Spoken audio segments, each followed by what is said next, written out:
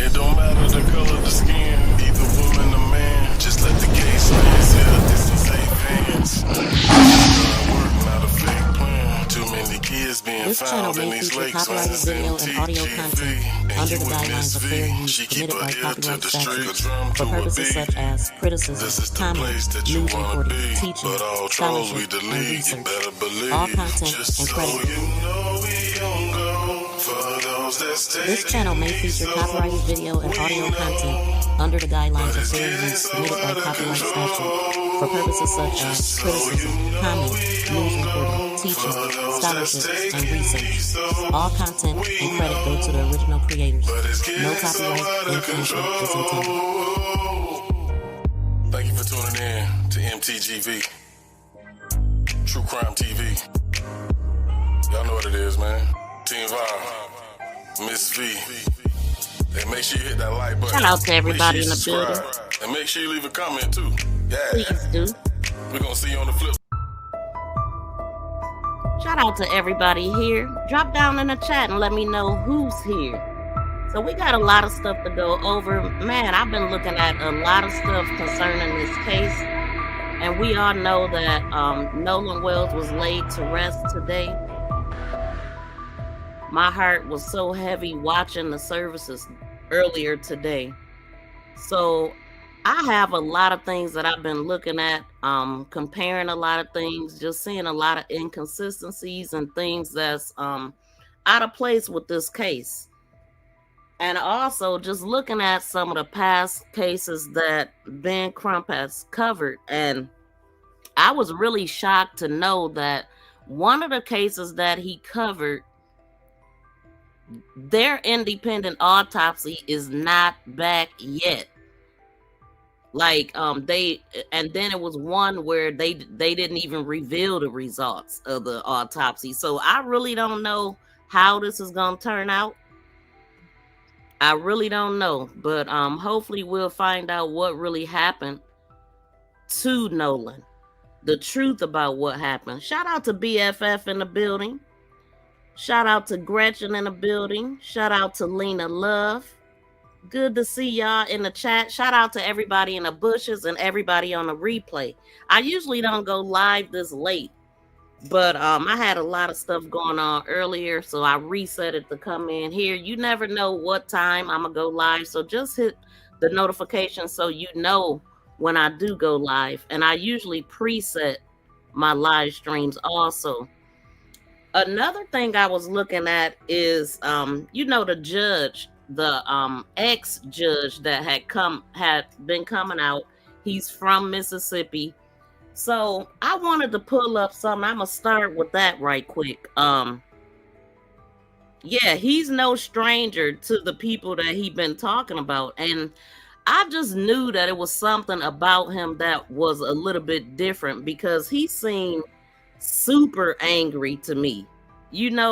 Like it's like he really had been battling with these people in Mississippi. So let me pull up this right quick, y'all. And we also gonna get into some audio, dispatch audio and things like that. But I just wanted to start with this because I was really shocked. I had never seen the guy before. His name is Carlos Moore, is who I'm talking about. Let me go through a couple videos so we can all get to know who Carlos Moore is. Funny, we talking about another Carlos. We talk about Carlos in the Romika Meeks case.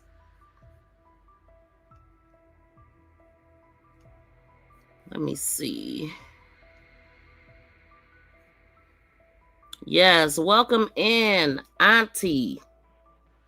Yes, shout out to everybody coming in the building. Y'all, please smack that thumbs up. Show your support with your thumbs up. That's so important.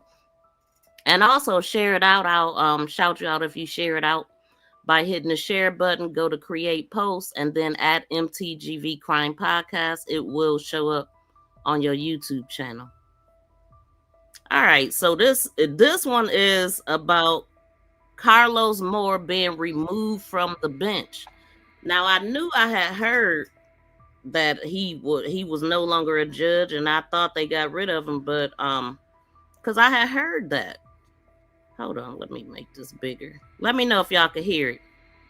Municipal judge and well-known attorney in our state has been removed from the bench. The Mississippi Supreme Court barred Carlos Moore from serving as a judge. Wait, hold on, let me take this back.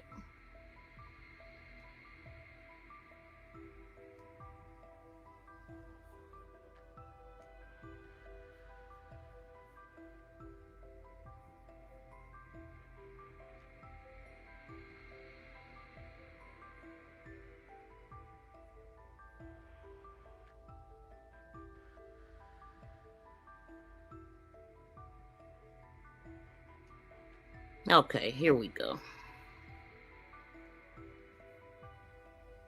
Municipal judge and well-known attorney in our state has been removed from the bench. The Mississippi Supreme Court barred Carlos Moore from serving as a judge. The court fined him $3,000 for what it called willful misconduct that was prejudicial to the administration of justice.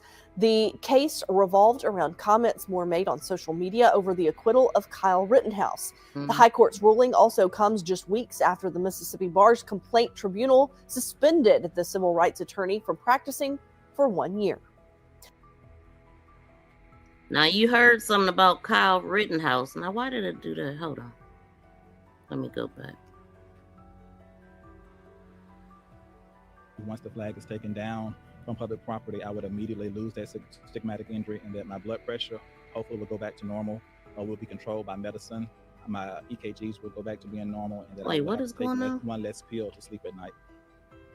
At 39, I should not be having abnormal EKGs. I have too much pressure on me, and the state is contributing towards that pressure because I have to constantly go to courthouses across 82 counties in Mississippi. And each time I enter into a courthouse that has that state flag, I am offended. I feel threatened, and that is causing me undue stress and anxiety. I want to be around a long time for my 5-year-old daughter. I didn't choose to become African American. I didn't choose to be male, but I'm entitled to be equally recognized. I'm entitled to have equal dignity under the law, and that's the law of the land. And this flag is making me feel like a second-class citizen. I am demanding to be treated as a first-class citizen. I won't take second best. Never have taken second best, and I'm not going to take it now. So you see, this man has been fighting for his rights for a long time. One of the videos is dated all the way back to 10 years ago. So that's why he said these people know me very well, and they don't like him, I'm sure, because he's standing up. And one thing that I found out is that once he did become a judge, the first thing he did was had that flag removed out of his courtroom. And I'm sure that the people didn't like that. And it sounds like he's been targeted along the way. You know, this just a couple videos is not going to tell me his whole story, but I just see what he's been doing. Wait, let me do something right quick. Because for whatever reason, wait, hold on, y'all.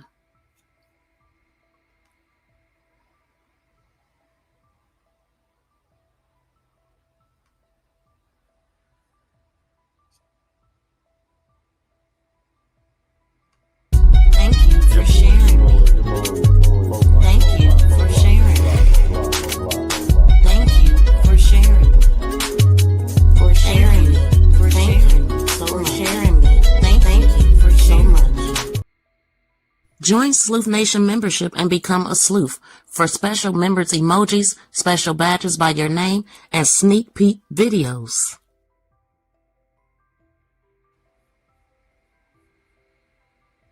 Okay, so I'm going to go, I'm going to let this one play all the way out. Okay, that was it for that one. Let me go back to the first video I said I was going back to. It went really quick. It's only 34 seconds.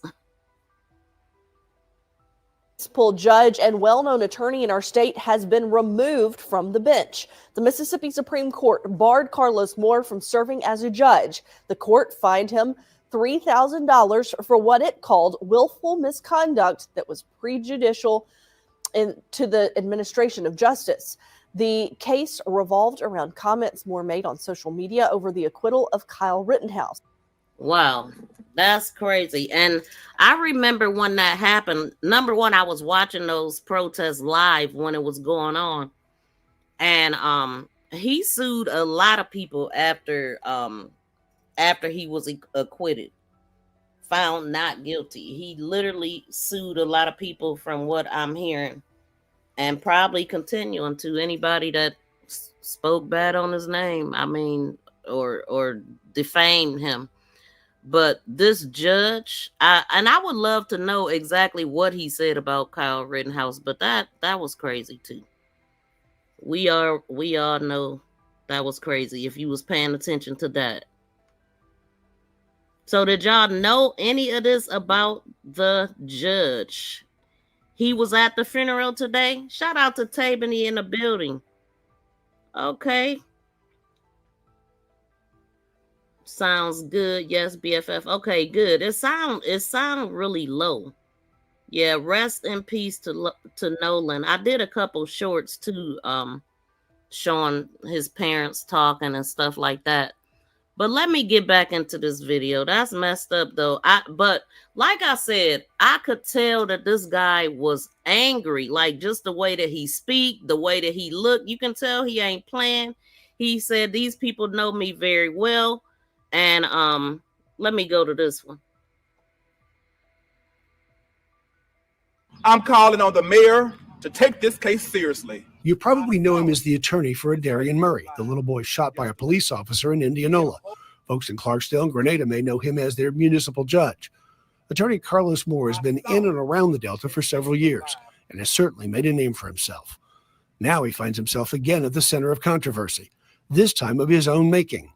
The Mississippi Commission on Judicial Performance has recommended he be removed from the bench, suspended, and fined for comments made that violate the Judicial Code of Conduct. Following the acquittal of Kyle Rittenhouse for shooting people during riots in Wisconsin, Moore was accused of making racially charged comments on his Judge Carlos Moore social media accounts. Judge Carlos Moore, give it up for me. Wow. Then there was this appearance on the Kelly Clarkson Show, where Moore appeared to promote his Do Better ASAP program. So many times African Americans get the short end of the stick. Yeah. There are many judges that don't look like me, and the people that appear before them, they cannot be empathetic because they don't look like the people that go before them. Even though his Wow, I just wanted to say this because I didn't watch these videos before I played them right now.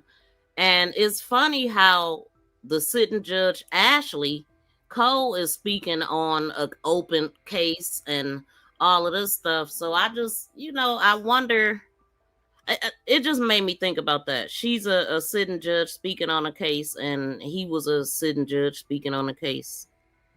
initiative earned him the title of Rad Human on the show. His comments about the judiciary didn't sit well. Take it back. To take this case seriously. You probably know him as the attorney for Darian Murray, the little boy shot by a police. Darian. I'm calling on the mayor to take this case seriously. You probably know him as the attorney for Darian Murray, the little boy shot by a police officer in Indianola. Folks in Clarksdale and Grenada may know him as their municipal judge. Attorney Carlos Moore has been in and around the Delta for several years and has certainly made a name for himself. Now he finds himself again at the center of controversy, this time of his own making. The Mississippi Commission on Judicial Performance has recommended he be removed from the bench, suspended, and fined for comments made that violate the Judicial Code of Conduct. Following the acquittal of Kyle Rittenhouse for shooting people during riots in Wisconsin, Moore was accused of making racially charged comments on his Judge Carlos Moore social media accounts. Judge Carlos Moore, give it up for me. Then there was this appearance on the Kelly Clarkson Show, where Moore appeared to promote his Do Better ASAP program.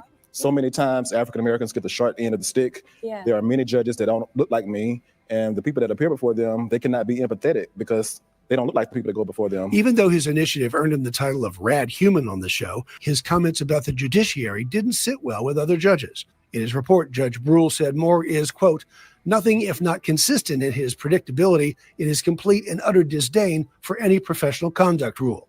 Judge Carlos Moore. Judge, thanks so much for your time tonight. Thanks for having me. It's a far cry from the man who has made more than one national TV appearance in support of minorities in the judiciary. And we need that viewpoint on the nation's highest court. Heretofore has been missing, and so we are pleased that someone that has represented criminal defendants as a public defender will now be on the nation's highest court. With these charges hanging over his head, Moore apparently had an idea of what was coming. Monday, he resigned his position with Clarksdale, according to the Press Register. The article in the Clarksdale paper mentions his recent marriage, seen here in a public Facebook post, and is accepting a job with an Atlanta law firm. It does not mention his suspension or ethical trouble. When we contacted Moore, he responded with an automated message directing us to a website still under construction.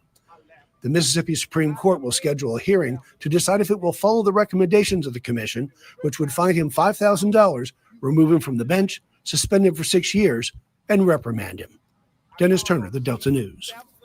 So it sounds like he's being targeted for speaking up for his people, and they don't like it. They call it being racially charged and all this. It's like these injustices can happen, but if you speak against them, then you the one that's the race baiting and all this stuff. And it's really sad. I don't know the whole story. This is just stuff I found today. This video was actually posted January 31st of 2024. So this man is on fire. You hear me? And this is his opportunity to fight even harder for Nolan and himself based off of the things that been happening in his life, trying to hold this position as a judge and as a lawyer now. He's no longer a judge. Thank you for the 10 jewels, Charlene Green. I appreciate it, fam. Oh, good. They made it where you could see it. I don't know which jewel. Oh, is it the thumbs up jewel you sent? Look like they just made an improvement. Shout out to Terry Dow. Thank you, fam, for dropping that copyright disclaimer. What do y'all think about what y'all seeing? She's not a good judge at that. Yeah, I've heard ethical misconduct going on with her, and even with this case. But I'm sure ain't nothing gonna happen. They had no choice but to get rid of him. Wait, hold on. They had no choice but to get rid of him because he was speaking the truth, and they didn't want that. Exactly. That's crazy. I mean, I didn't even know they had Confederate flags hanging and in the courtroom and all of that stuff. That's sad, man. Hold on.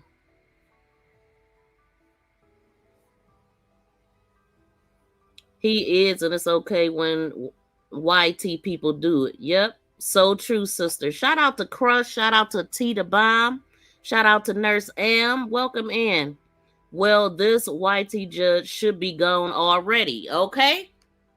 Should be stepping in the middle of an open case, a case before it even get anywhere. And it's a lot of stuff. Like, I had found I know y'all seen that the mom was thanking the Cajun United people, that search team. I'm saying it wrong. United Cajun Navy is what it's called.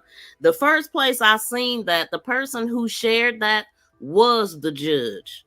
That's the only thing that she shared concerning Nolan, which tells me she knows those guys. And then I wondered if she was the one that sent them out there to help. Because they said they was contacted by friends and people, people hitting them up like friends and family. Friends is what I heard. So, and then they later talked to the mom. So it don't sound like the mother is the one that let her know about them. So I'm not sure if the judge did or not, but I am going to say again, that's where I found out about them at. That's the only information she shared concerning Nolan, besides only people that she shared. Out of everybody that's talking about Nolan, those are the only people that she shared. Okay, so I think she's very familiar with them. And then it's just a lot of stuff being said, but I can't follow everything. But let's get through these few videos. Be seen. You got the chief.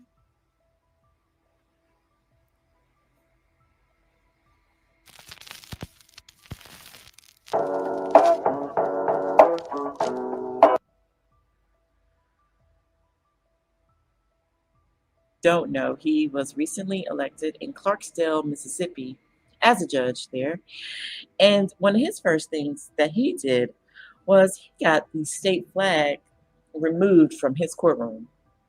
And for those who know, the state flag in Mississippi has the Confederate symbol in it, and he wasn't having it.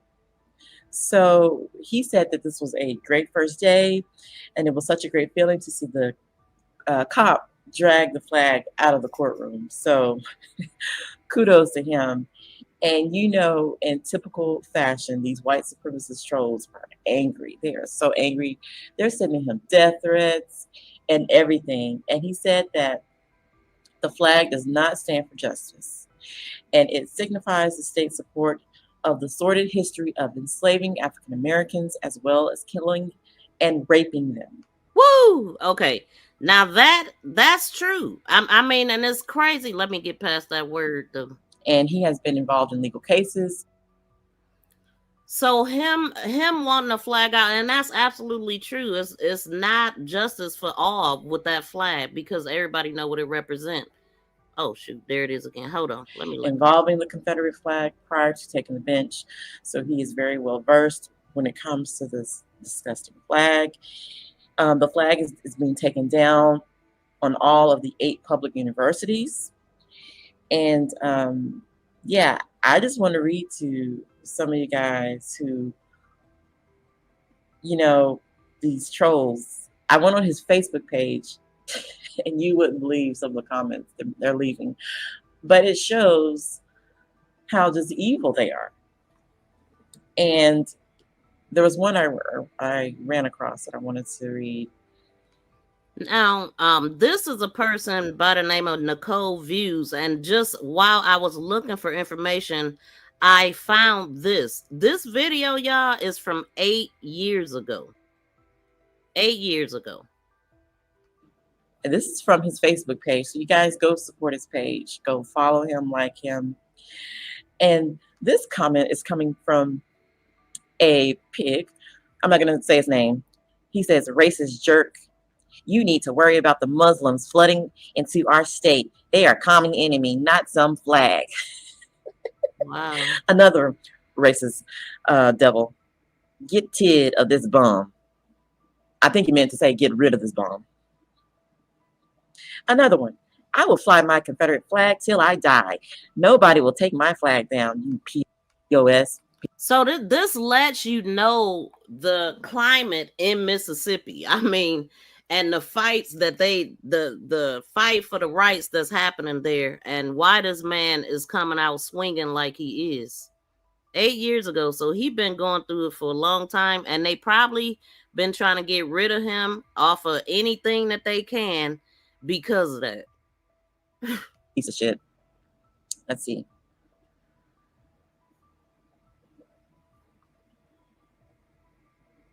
I'm gonna leave that one at that, because you know I don't want to get into no trouble off of somebody else is saying. But shout out to Nicole Views. This 8 years ago. Like, what? So this is no cakewalk in Mississippi. Now let's go to a current video just to hear a few things that he got to say, and then we're gonna get into why we came here.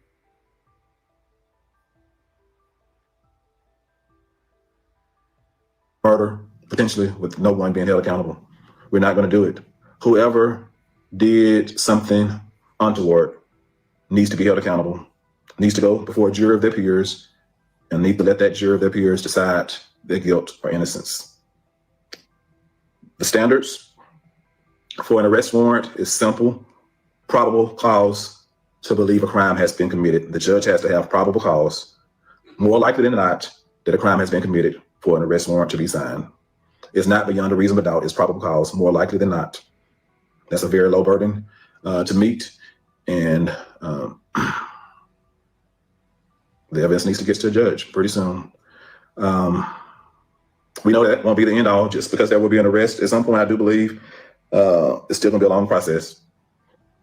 The local judge, or municipal judge, as I was, will have to do the arraignment and decide whether or not the individual or individuals get bail and what that bail amount will be. If it's a capital offense, or if it's a first-degree murder charge or manslaughter charge, whatever it may be, kidnapping, aggravated assault, that the judge will have to set bail or denied. Will the persons be flight risk? All that has to be taken into consideration. From there, there will be a preliminary hearing likely where the evidence will be presented to that local judge who will get to decide whether or not to bind it over to a grand jury or dismiss the charge. Once it's bound over to a grand jury, it'll be up to the grand jury to decide what to actually indict the individuals for. And then once there is an indictment or indictments are secured, individuals will have to stand trial or if they plead not guilty, they get to stand trial. Otherwise, if they plead guilty, it could go immediately to sentencing. You would expect, based on what I've seen so far, that there won't be any guilty pleas automatically, and this probably will go to trial. You have contradicting stories. You have Katie that's saying one thing. You have the young man that's saying another. I see Katie has not lawyered up, from what I have been told, and she's been speaking freely, and her family's been speaking freely. Whereas I understand that some others have decided not to speak to the press and have lawyered up. And people are entitled in this country. You are innocent until proven guilty in a court of law. There's nothing wrong with lawyering up. In fact, if it was my family, I would advise my family to remain quiet too. That's what lawyers do. We advise them to remain quiet. They have a right to remain quiet. And a lot of times you remain quiet for good reason, because anything you say can and will be used against you in a court of law. But people also have a right to be suspicious of why individuals lawyered up so fast. Why are they not talking? This is serious. It's serious business. People's potential freedom are on the line, and somebody has lost their life. Someone has lost their life. At least the people that's alive still have a fighting chance. You never know what a jury in Mississippi will do. We do know that no one ever was held accountable for Emmett Till's murder, despite the evidence, the overwhelming evidence. No one was ever held accountable. I can only hope and pray that in 2026, 2027, should the facts be presented to a jury of peers, that it'll be given reasonable consideration, and that if the facts are proven beyond a reasonable doubt, that the individuals that may soon be arrested and tried for their role in the death of Nolan Wells. You know, and him bringing up Emmett Till and how there was no justice. It was laughter in the courtroom. They didn't care. It was like, I mean, that was the norm back then. You know, justice for black folks wasn't a thing. You know, they was property back then. Rights for what? You know, it's sad though, because that child case made me think about Emmett Till and how nobody had to pay for that and how it was just so much injustice. The lady even admitted to lying and still lived a long life. What was she, in her 90s when she died? Was she a couple years ago, maybe? Like, it's just sad, man. We are not that far removed from it. It's hurtful and all of that to see it. And I do feel like we going backwards for sure, just because of the cases that I'm looking at. There's no way that man should have got away with shooting that baby in his back like that. That was running away out of fear for them. That's crazy. I mean, to chase him down and do that, where's the justice? Seriously. And shout out to Rob in the building. An unjust law is no law at all. Ain't you in Mississippi, Rob? Let me know. Have things really changed though? No, it's not looking that way at all. Well, this YT judge should be gone already. Okay. So shout out to everybody in both chats. Y'all please smack the thumbs up as you tune into this. And yeah, I'm gonna cover this right quick. I'm gonna let them keep talking, but I gotta do something else. Hold on.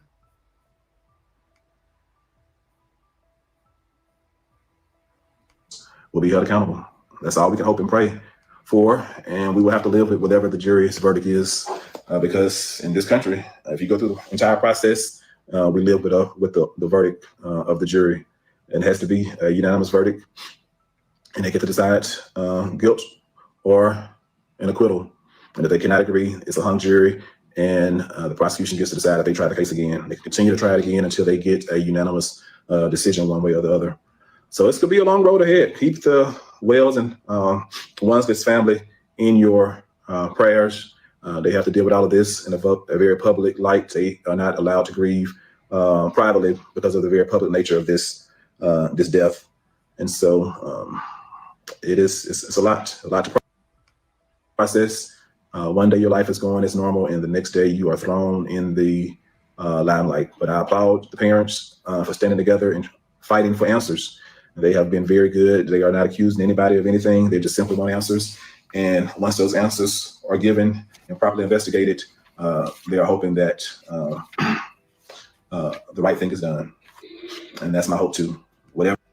Okay, let him finish his sentence. Where the evidence leads to, as long as there has been a thorough investigation, I'm willing to accept that. But I do not want anyone getting any favoritism. I want a complete, thorough investigation, and I'm glad another independent investigation is going alongside the law enforcement investigation.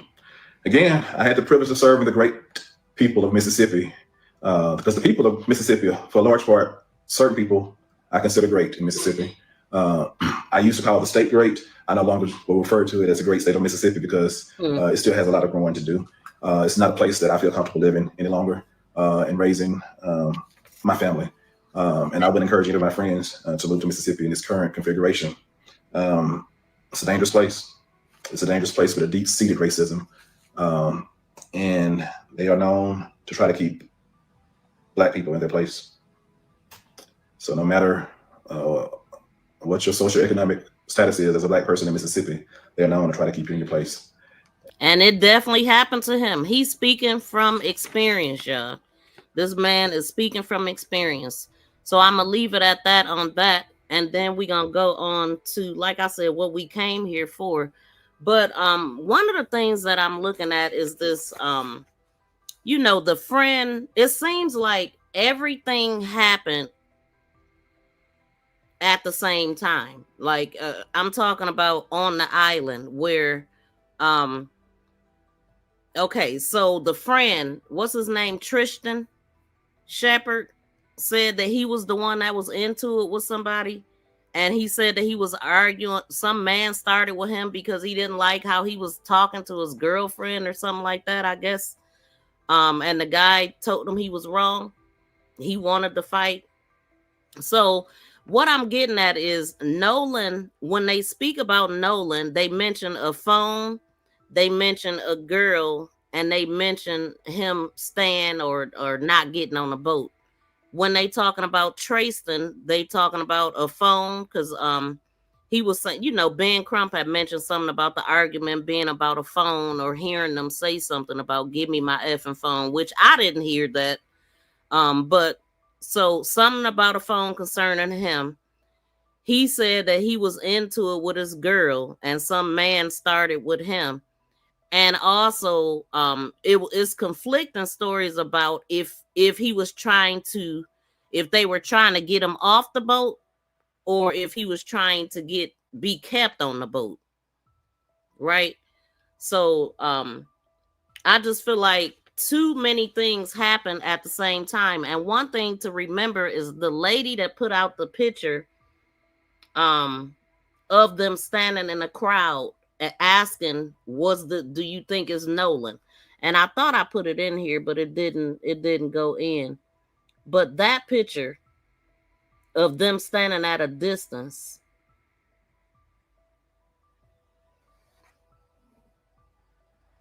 Yeah, that picture of them standing at a distance. You would think that Jalen would know if that was Nolan standing there or not. But one thing that the lady, her name was Anna C. Moore, the person that put that video out, she said that video was taken at 4:01, right? So my other question is, who did Tristan ride with? Who did Katie ride with there? Because a lady came out speaking up for Katie, saying that Katie was safe because her sister and brother-in-law, or her brother and sister-in-law or something, went and got her.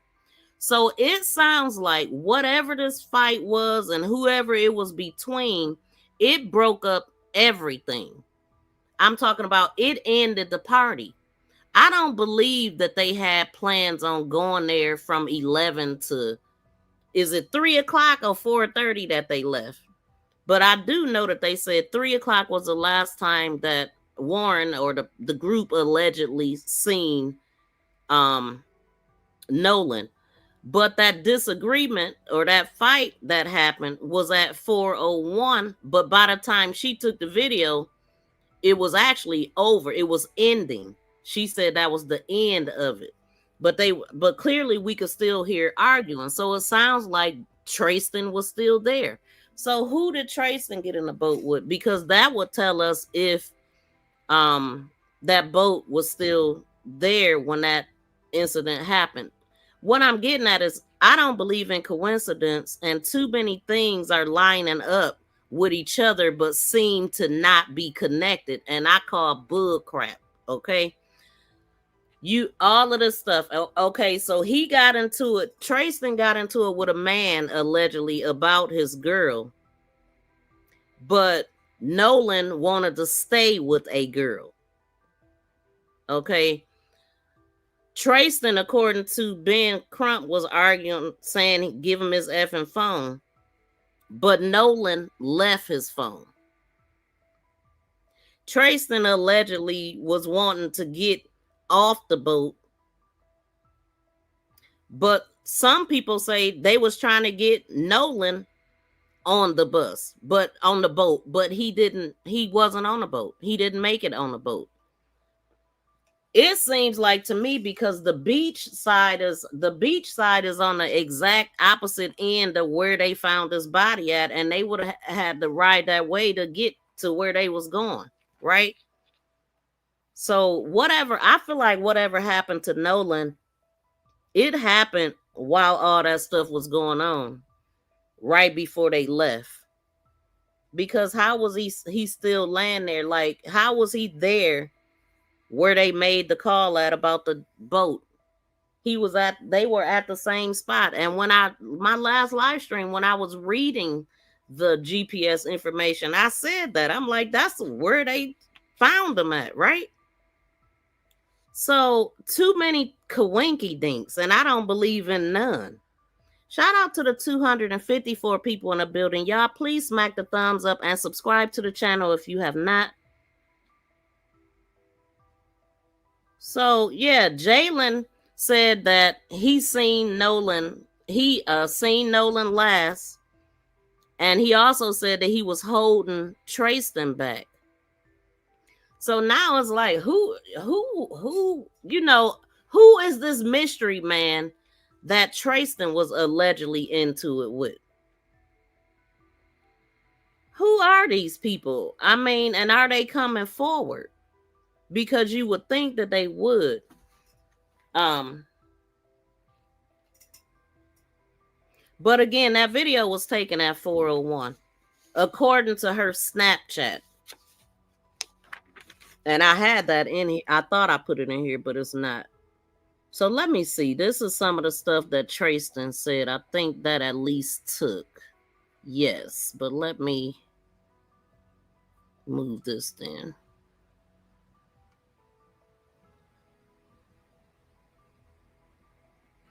So right here, this is what he said. Trayston Shepard said the altercation was between him and another man, a stranger, who allegedly started a fight with him. He said that he and his group of friends, which included Wells, have been drinking alcohol since late morning after multiple boats, all containing his friends, arrived on the island for an outing. It sounds like they all was on the boats in a group and they all arrived at the same time. When you listen at that, right? It sounds like they were all together. Because why would they be separate? How many boats? Do anybody know how many boats, loads of them went out there? But let me mention again that Katie didn't ride back with none of them. Katie had to get a ride from her family. So now I'm wondering, is Katie and Tristan in a relationship? I mean, were they the ones that was into it? Like, we can't have the same occurrences happening at the same dang on time and it not be connected. Like, make it make sense. According to what I'm reading, they went out there all together in groups in different boats. And you mean to tell me Katie had to call a ride? That's telling me that Katie was on one of those boats and it was an issue with her getting on any of them because she called another ride. Who comes to pick somebody up from an island on the 4th of July that wasn't planning on being there? You know what I'm saying? So it had to be a big emergency for them to do that. It had to be all the way bad.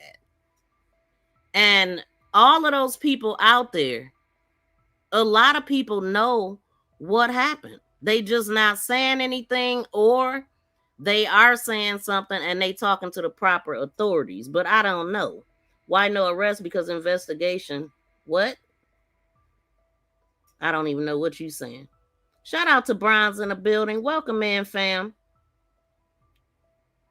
Yeah, so I mean, it's a lot not making sense. What do y'all think about what y'all hearing? Y'all a little bit too quiet. I need y'all to type in the chat.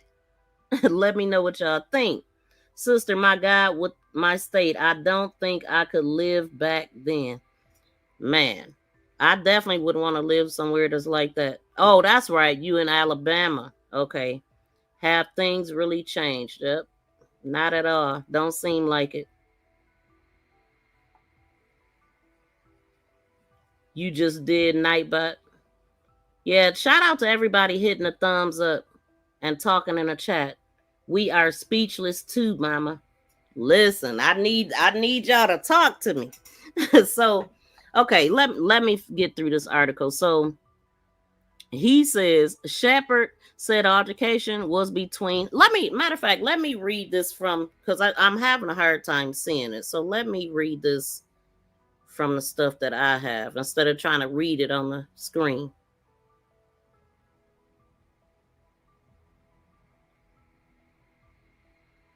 I gotta find it first. Okay, here we go.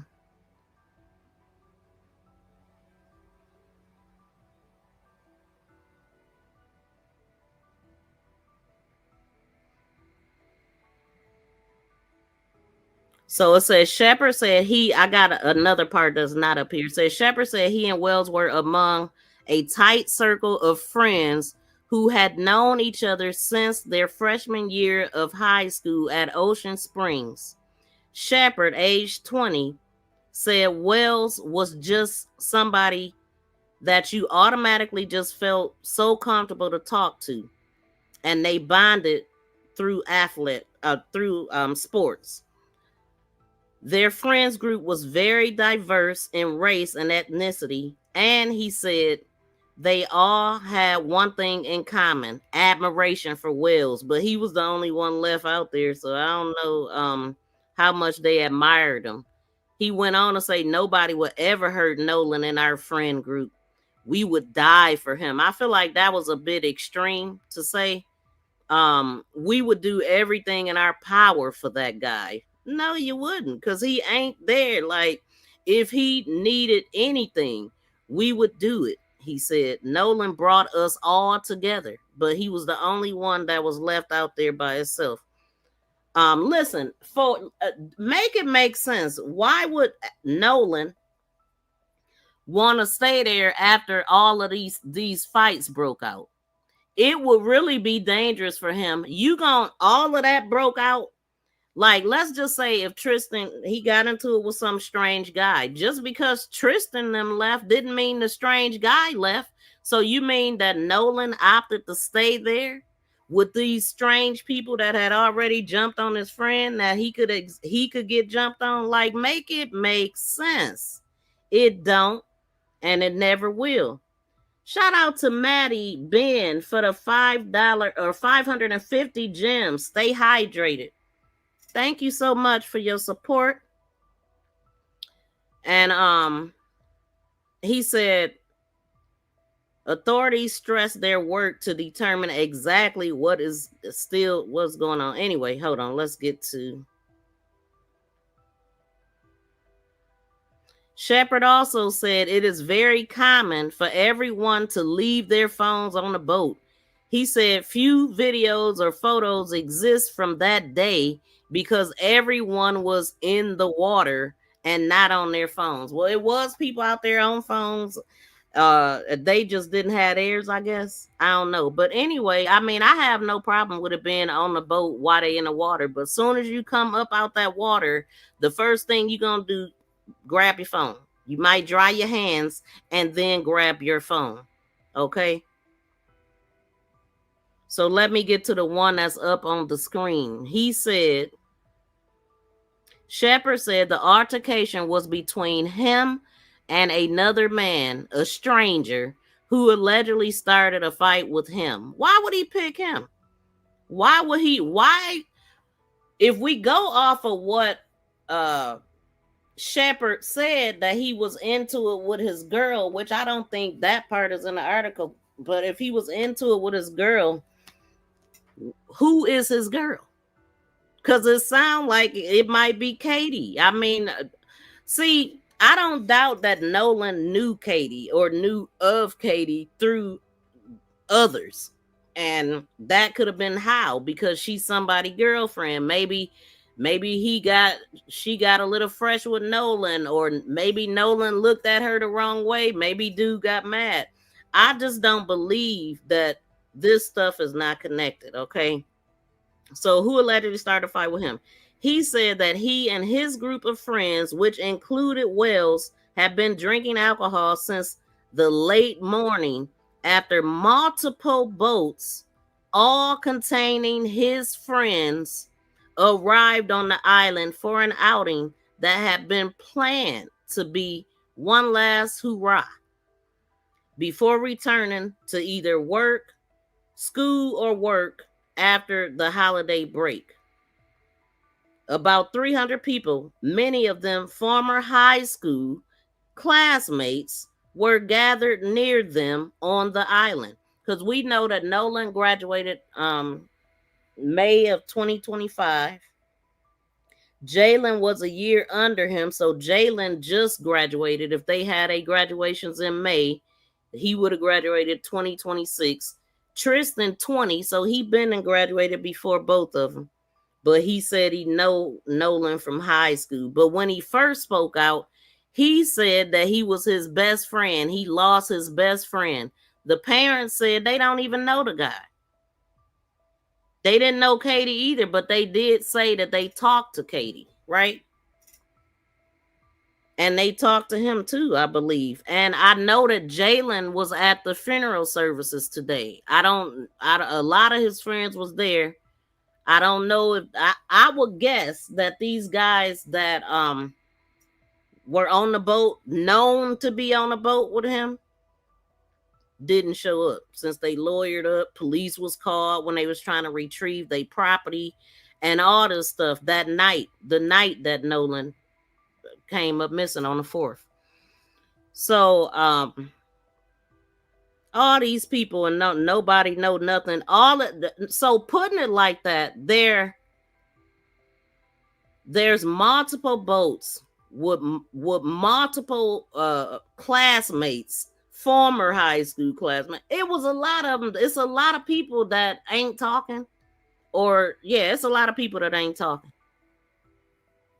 And I don't blame the family for doing what they did, because the sheriff came right out talking about they don't suspect foul play.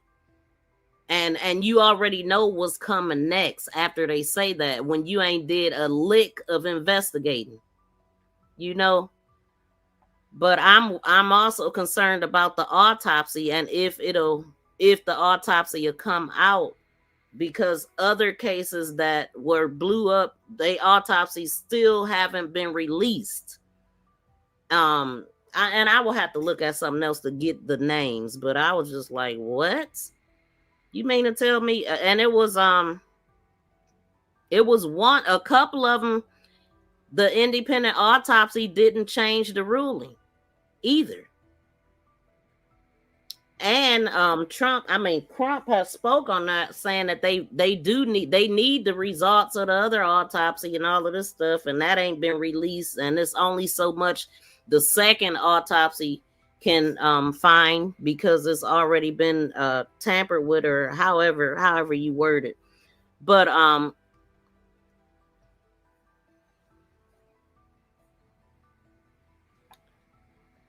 the tethered nader ill be black. None of it makes sense. We're not stupid. Okay. Thank you so much for the $1.99 super sticker.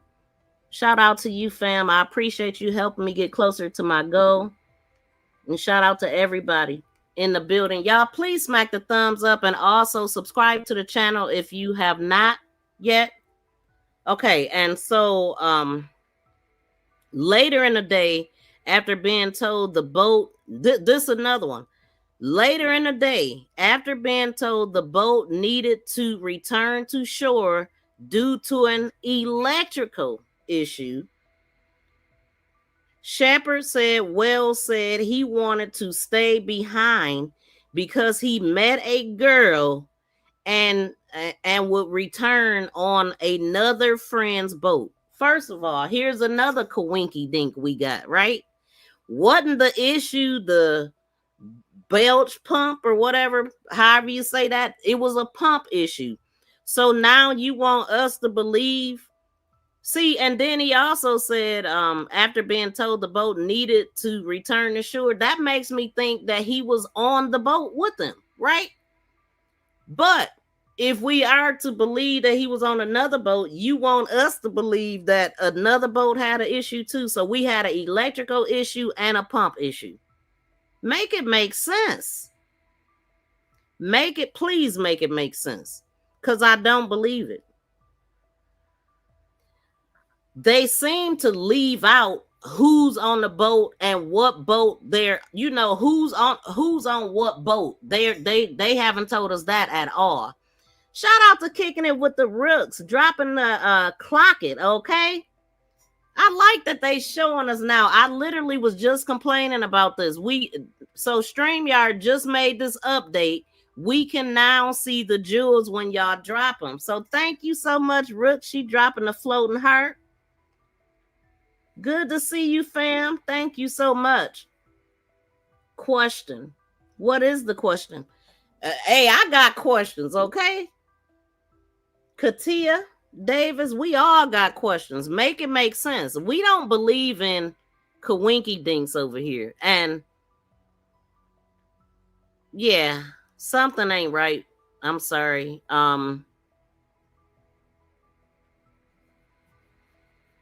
Why did Katie have to have somebody pick her up? I think she the girl that they was fighting over. And I said that in my last video.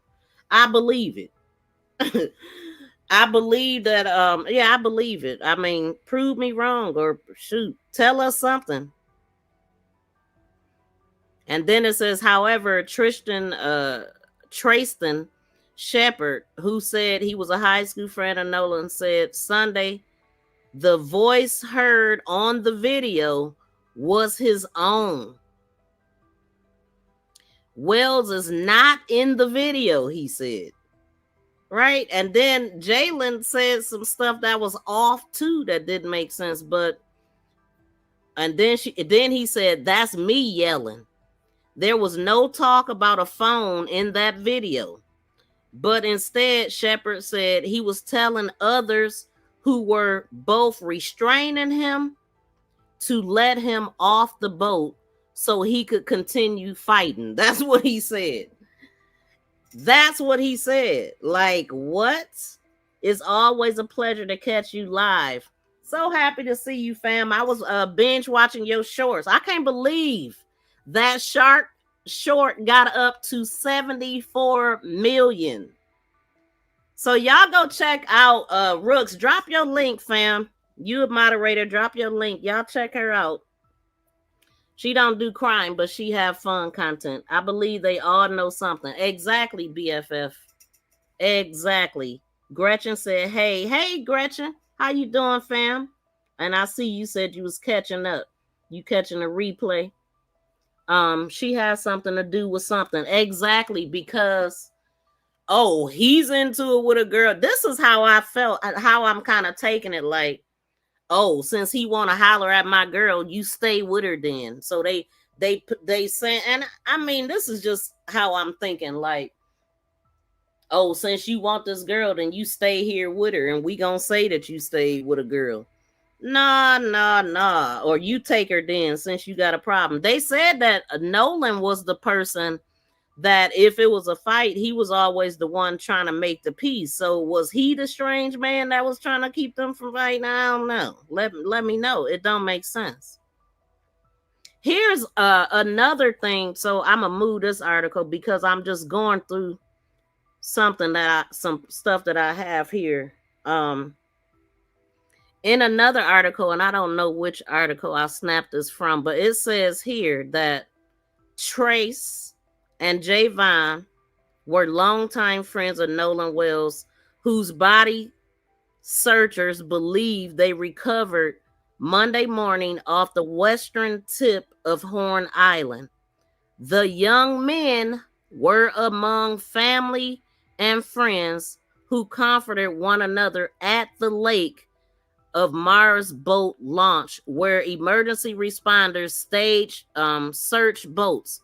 Williams, who was also on Horn Island on the 4th. Now that's all I got. But they saying that Shepard or Trace and Trace Carter is a different person. Never mind. Trace, that's another thing, these familiar names. So I guess Trace Carter and Javon was there at the Mars boat and launch when they were found out that he was found. So very interesting. So Javon has been there through it all. But I'm just curious, whose boats was they on? Like that's the mystery. And I'm a guess, maybe, because he said the police hadn't even talked to him. So if the police haven't even talked to him, they wouldn't tell him not to say anything, right? You free to say whatever you want if they not questioning you about nothing. And then I found another person. Hold on, I'm looking for something. Because there was another person that said something about him being the person being on their boat, the voice that we could hear. Oh, and also that picture of them in the water, the swim party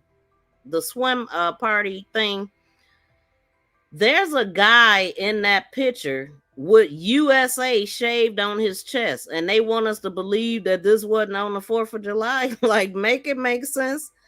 I'm so irritated that it didn't go in here, but I'm gonna try to make that happen.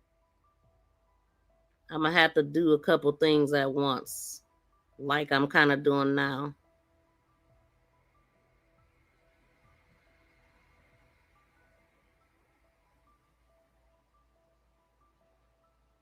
Hold on, y'all. I'm looking for something.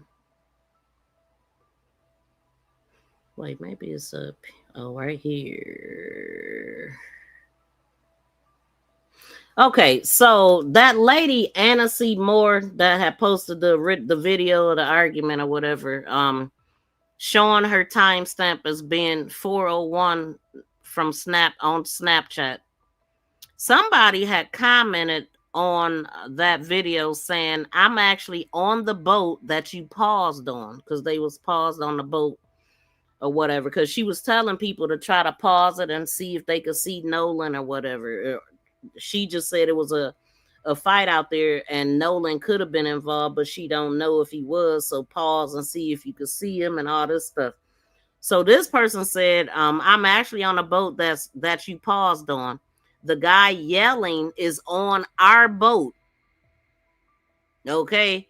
So the guy yelling was Tristan, right? So who is this person? The guy yelling is on our boat. He got in a fight and was pissed we wouldn't let him leave the boat. Now, Jalen said in the interview that the parents on that boat was trying to get him off because he was going crazy, basically. And Jalen literally said he was holding them back and stuff and trying to get them to calm down. Like, so, yeah, where was Nolan when all this was happening? Where was he? Okay. So the video was taken at 4. The fight was already over. There were so many people, and I was focused on the guy who started the fight with the guy on our boat, making sure he'd leave.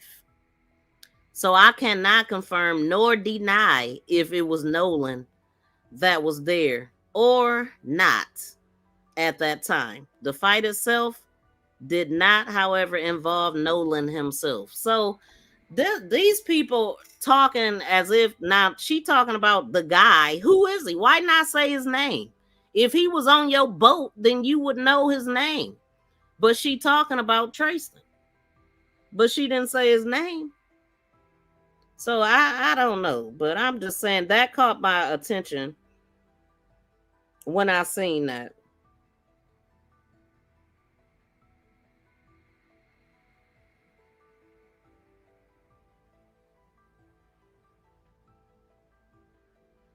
And I'm just here on something his mom had posted on July 5th. Please be on the lookout for Nolan. Last seen was west tip north side of Horn Island today at around 3 p.m.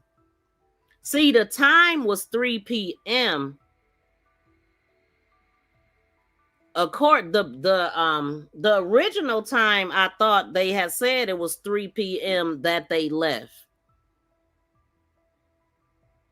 But maybe it wasn't, because I think the mother said 4:32. But let me see also. But anyway, it says the island, and then it said that they seen Nolan last at 3 p.m. But I think Jalen seen him after that, closer to 4. That's what I remember hearing that in the beginning, but don't quote me on that. But maybe y'all heard something to that like that too. But let me so I'm gonna just leave it at that on that, and let me go to what we here for. But let me see what y'all saying before I move on. Yes, justice for Nolan. Wonder if that 100K will get people talking about. Now I heard something right before I went live. I seen something about 100K. What are they saying about that? Is that supposed to be a reward, or who put up the 100K reward? And if that is true, that should be a game changer, because that's something that don't normally happen. Wait, they got the autopsy back? No, not when they was talking earlier. They didn't have it back. Well, maybe they do and just ain't saying nothing. Because it don't take forever to get an autopsy back.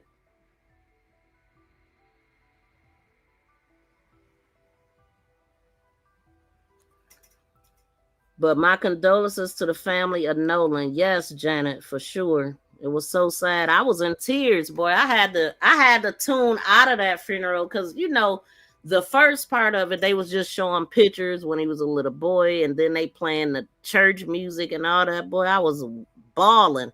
I was like, man, let me get up out of here.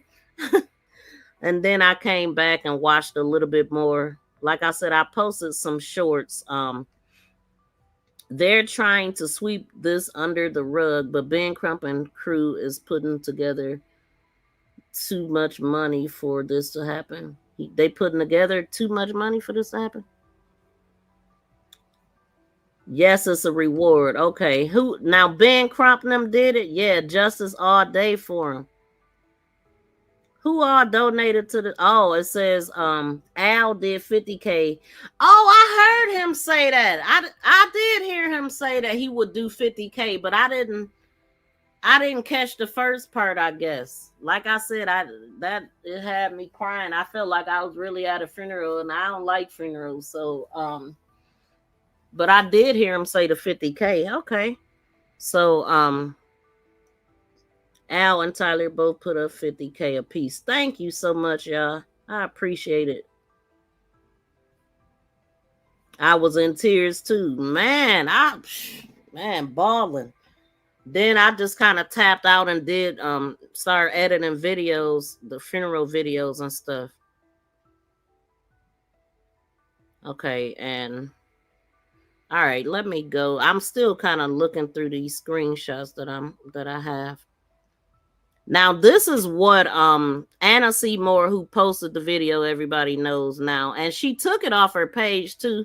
Like, I don't know why she did, if the police told her to take it down or she just took it down on her own. I don't know if she's been questioning or anything, but she's saying that it was taken at 4:01 p.m. North Side West Tip. We were parked right next to the boat that Nolan was allegedly on. Now, I don't know why she said that he was allegedly on. And then, hope this helps in any way. This was immediately after the big fight that broke out up on the shore. And then there was another video that I ran across that had a bunch of guys in like American flag shorts or whatever fighting and had dotted somebody's nose that looked younger. And I also noticed a guy in American flag shorts in the water looking at the young crowd that was arguing. Now, they cannot say that argument wasn't coming from where the crowd was at, because that is the direction that everybody was looking in. They wasn't looking behind them. They were looking at that group, everybody. So it's kind of hard to say that it didn't have nothing to do with the group that we can clearly see everybody staring at. Like, make it make sense. It's just so wild to me that well, I just hope these people talking to the right people. But the fact that the sheriff comes right out and say no foul play, that's what tells me that people ain't talking, or that's what makes me think that. Now, I do know that Ben Crump said that they were having 50 to 100 calls a day calling in tips. Okay, so it don't mean all the tips were right or on point, but that is what he said. Okay, so we're going to go on to this dispatch. Oh, hold on. You know what? I'm gonna do this first. And shout out to Plunder. This is coming from Plunder True Crime. But I'm gonna put this on the screen.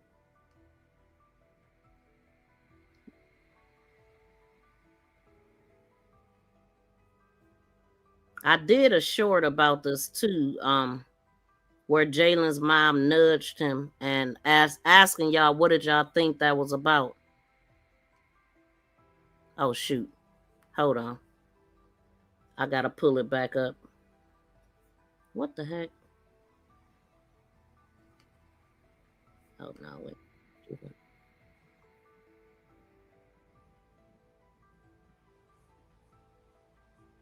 Oh, there it is.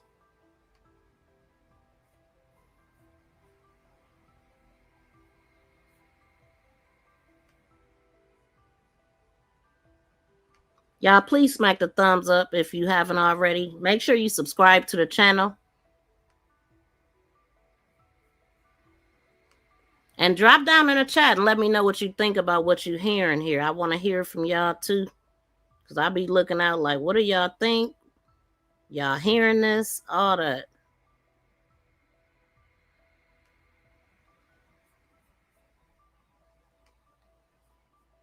Let me uncover this.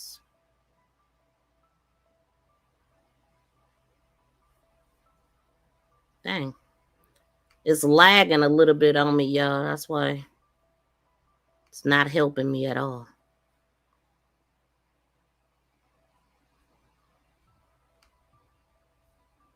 So Reverend Al Sharpton and Tyler Perry put 100K to anyone with information. I was at work crying. Okay, man.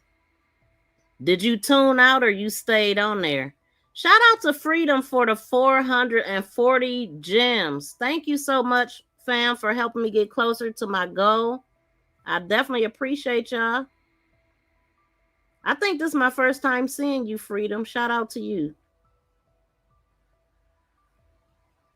Okay, let me play this, y'all, right quick. Let me see.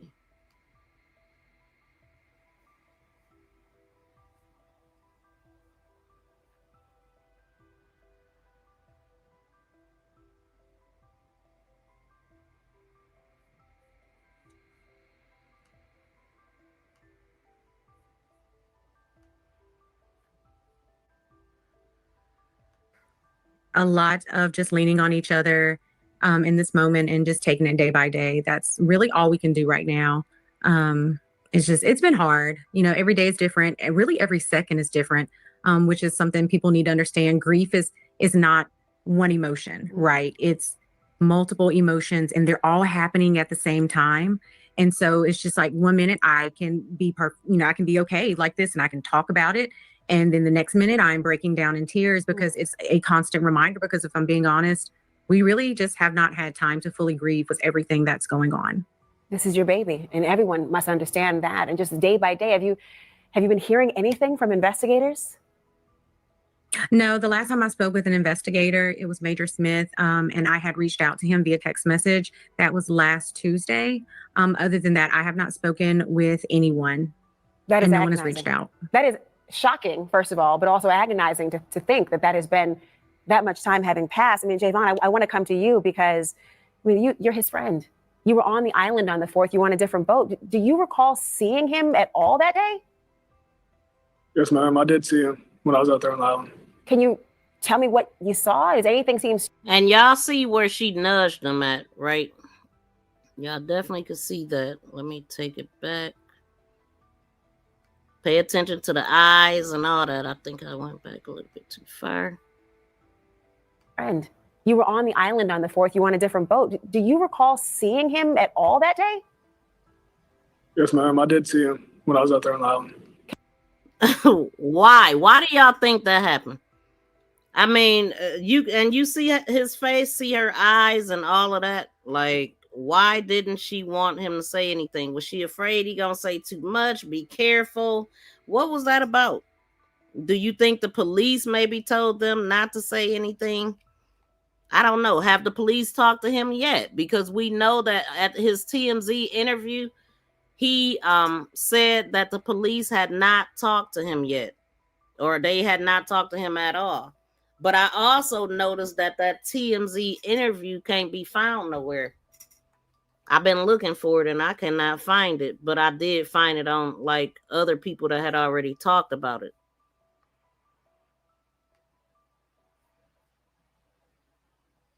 Can you tell me what you saw? Does anything seem strange to you about the difference that people are saying of how he was separated from the group? No, ma'am. I don't think that Nolan would say, hey, bro, I'm staying with this girl on the island. Y'all go ahead and go back without even bringing it, like not even asking to get his phone back. You know what I mean? I don't think that any of that. What makes you so sure about that? Because I mean, obviously you've been with him, you spent a lot of time with him. Did you know him to be someone to leave his phone or even say, you guys go without me?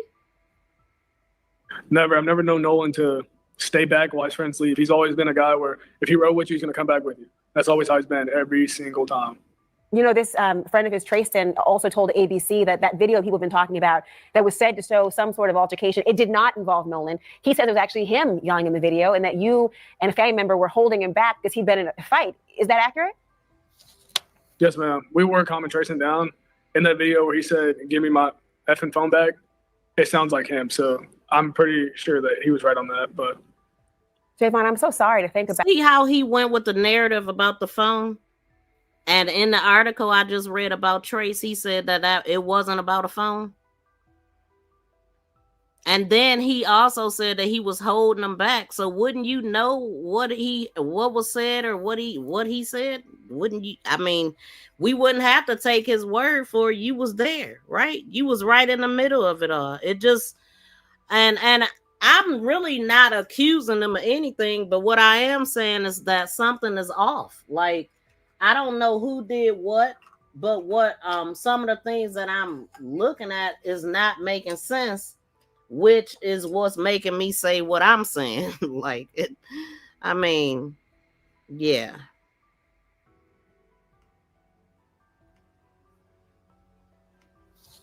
Yes, ma'am. We were calming Trayson down in that video where he said, "Give me my effing phone." We were calming Trayson down. Why was Trayson so damn irate? Why was he that upset? On back, it sounds like him. So I'm pretty sure that he was right on that. But Javon, I'm so sorry to think about what you must be going through and thinking about. He said it sounds like him. I'm sure he was probably right on that. I mean, you was holding him back. You should have heard it come directly out of his mouth before you ever knew about the recording. Like, that don't make sense. And a family member were holding him back because he'd been in a fight. Is that accurate? yes, ma'am. We were calming Trayson. Leave his phone or even say, you guys go without me? Never. I've never known Nolan to stay back while his friends leave. He's always been a guy where if he rode with you, he's going to come back with you. That's always how he's been every single time. You know, this friend of his, Trayson, also told ABC that that video people have been talking about that was said to show some sort of altercation, it did not involve Nolan. He said it was actually him yelling in the video and that you and a family member were holding him back because he'd been in a fight. Is that accurate? Yes, ma'am. We were calming Trayson down in that video where he said, "Give me my effing phone back."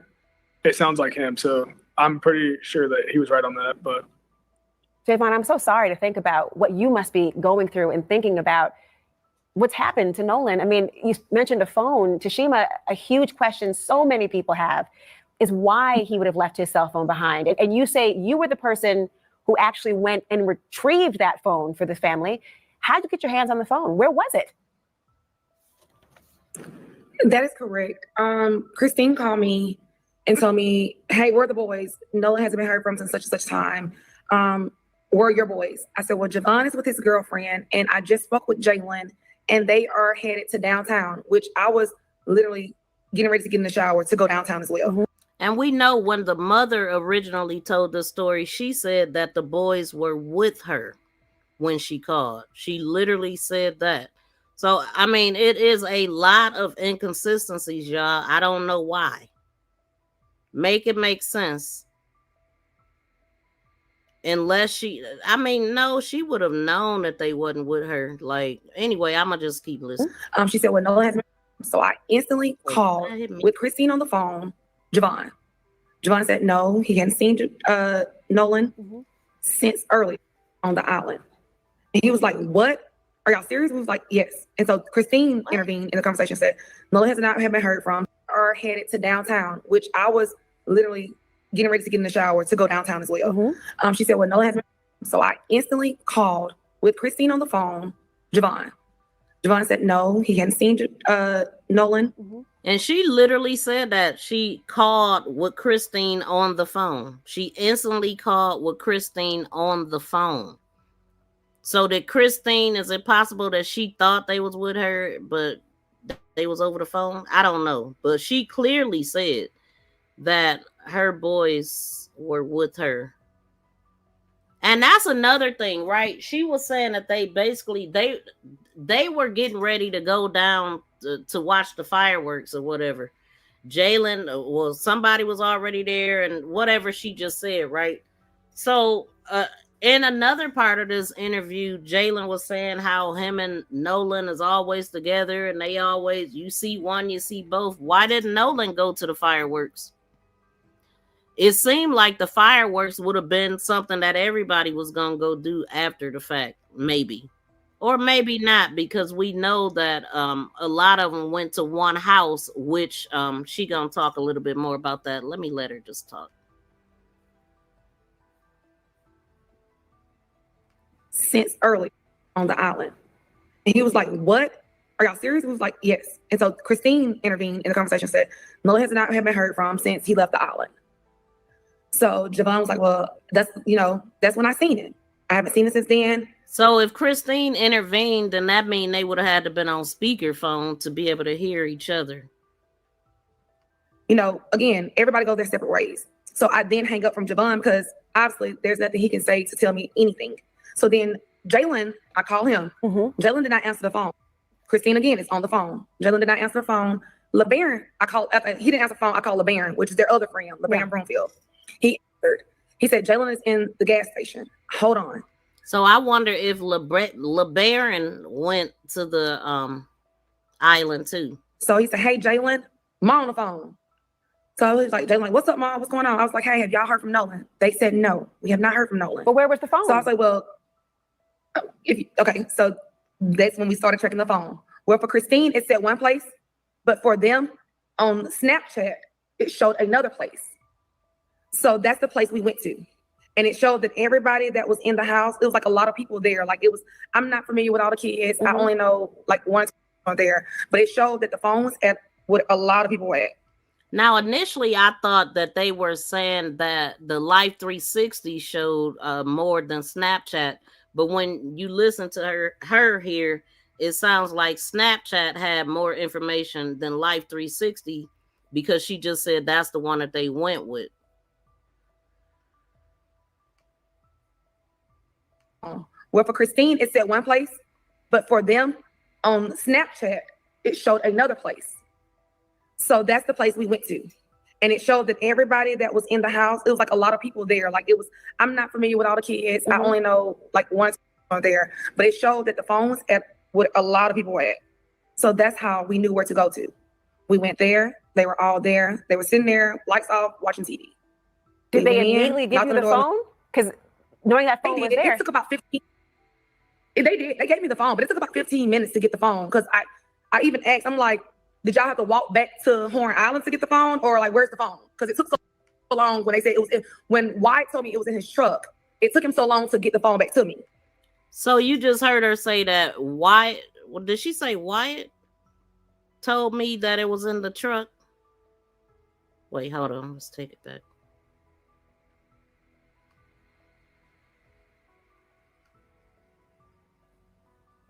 It was in his truck.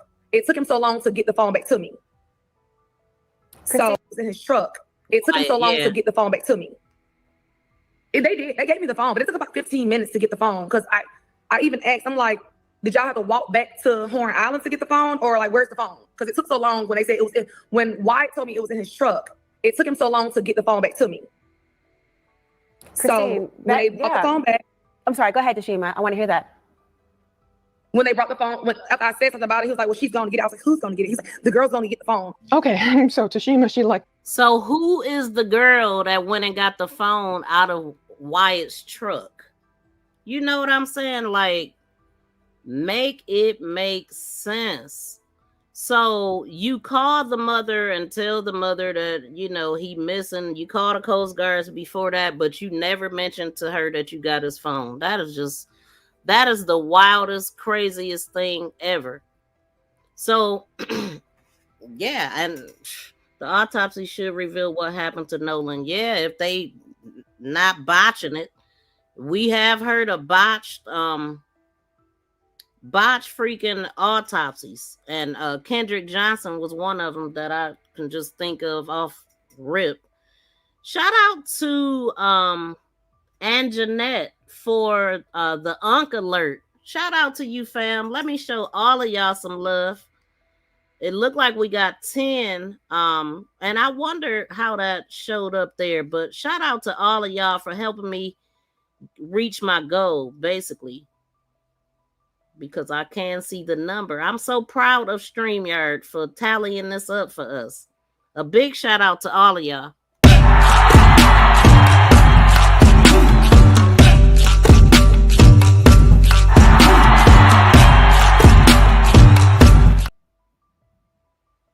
Thank y'all so much. Okay, so now we're gonna get into this dispatch, and I don't want to keep y'all here too long. So let me see. Let's get into this dispatch audio.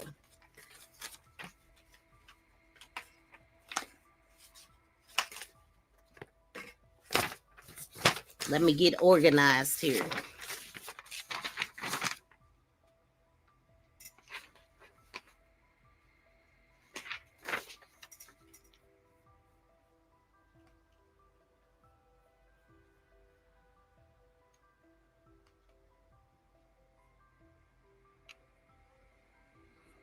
Let me turn this all the way down.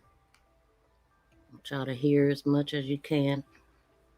I think what I'm gonna do is let it play all the way through without saying nothing.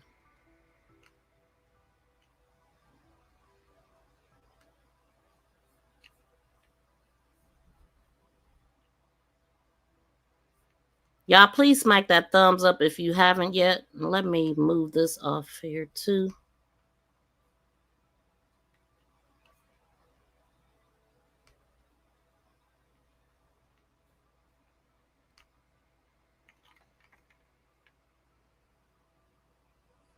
Shout out to Tut for sending the gold coins. Thank you so much, fam. I appreciate it.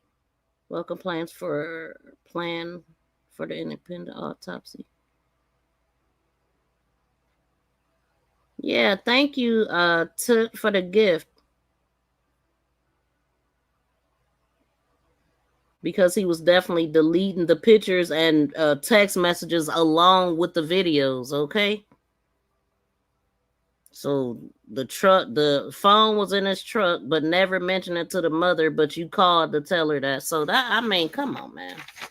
Come on, ain't nobody gonna do that unless you trying to hide something. You trying to CYA cover your ass is what it sounds like to me. Really. People, act like we pulling the stuff out the sky too. I mean, only guilty people act like them. Only the guilty acts like that.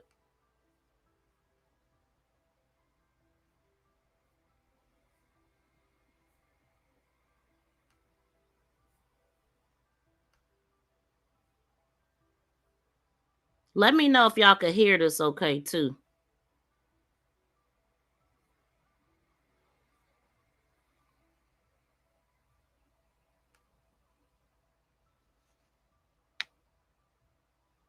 So these are from these, what is it, dispatch audio is actually coming from the 4th, 5th, and the 6th.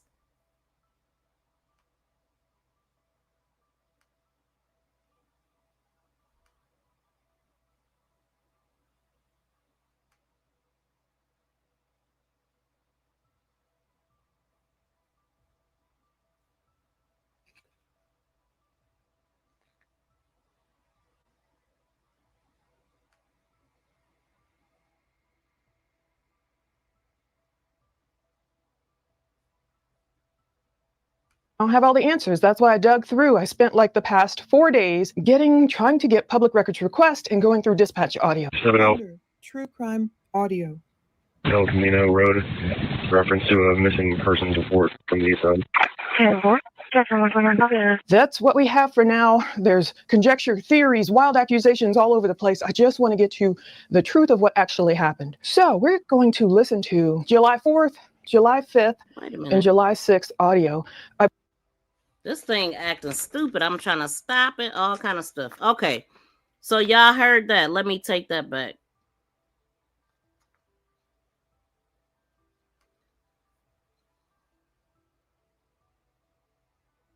Reference to a missing persons report from the east side. That's what we have. And maybe I should slow it down too, because it's... Yeah, I got it speeded up a little bit.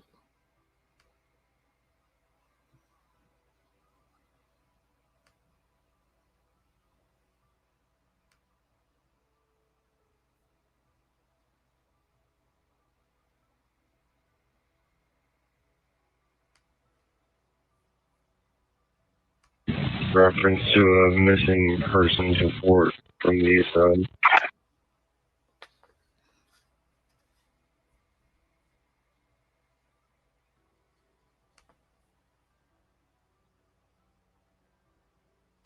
Can you respond to Pine Drive? Pine Drive, read it in out. Okay, I'm gonna have to speed it up a little bit. I'll put it on a normal speed.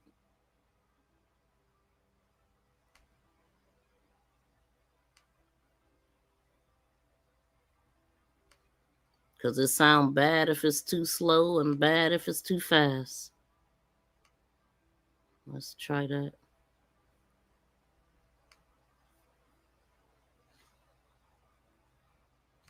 Can you respond to Pine Drive? Pine Drive, so be the Inner Harbor Park. Those people from the Signal 80 from earlier tonight are now harassing other people at this area. 2-4 on the map. It's 36. They're actually going to.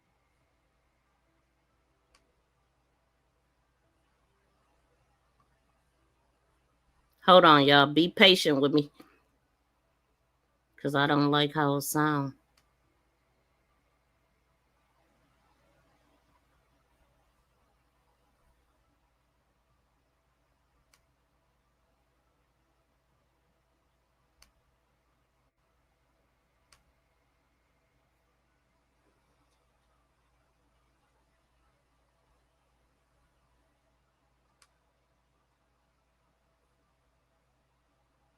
Can you respond to Pine Drive? Pine Drive, so be the Inner Harbor Park. Those people from the Signal 80 from earlier tonight are now harassing other people at this area. 2-4 on the map. It's 36. They're actually going to be at Grand Persian Avenue. 2-4. Yeah, PD, what exactly is going on with this call? The people from the Signal 80 from earlier tonight are harassing these people on the boat. They believe that they have connection to this missing juvenile. The people are harassing boaters. This might be related to Nolan, and it might kind of line up with rumors about boat cleaning. Now, of course, I will always tell you what's speculation and what's truth.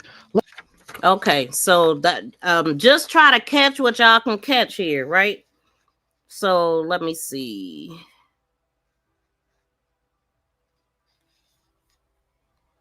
Let's get to this huge timeline. Okay, Friday, July 3rd, 2026, before the trip, Nolan's mom, Christine, said he spent the night over at his friend's house. This will become important. This is this other location where his car, I believe, was parked and later retrieved. Now, Saturday, July 4th, his parents, his mom called it his last hurrah. Nolan goes missing. He went on this boating trip with his friends. I'm sure they probably did this often. July 4th, that Saturday, a boat leaves the dock with Nolan, and this is vessel MI 4088BU. It departed from this El Camino Real Road residence. Now, I had that residence, I had that street name. Now, y'all hear that? During when I filmed episode 1. Launched at El Camino Real. So they're talking about where the boat launched from. It launched from somebody's house. Okay, and these people are well connected. So this is the part that she's talking about right here. Right on the west side, we have units headed over there to check it. 10-4, thank you. You're welcome. I didn't want to say the name. Of course, I'll be very vague with a lot of stuff, and I'll redact a lot of addresses. I mean, people are already nuts. You'll see at the end, who's getting harassed and how a child had someone knock on their window. I believe it's one of Nolan's siblings. It's like people are losing their minds over this case without much evidence. So this boat left this dock. That's the beautiful home I was speaking of. I was very vague in the first video. It departed at 9:56 a.m. Saturday, July 4th. I'm sure everyone was in a great mood, partying mood, I'm sure. Departed from this beautiful $1 million home. I have a name, of course I won't say it. Perhaps this is just a friend's house of one of the boaters. Maybe it was a convenient place to dock and leave from. Now, the boat arrived at the west tip of Horn Island. We're going to hear a lot about that western tip of Horn Island at 11:14 a.m.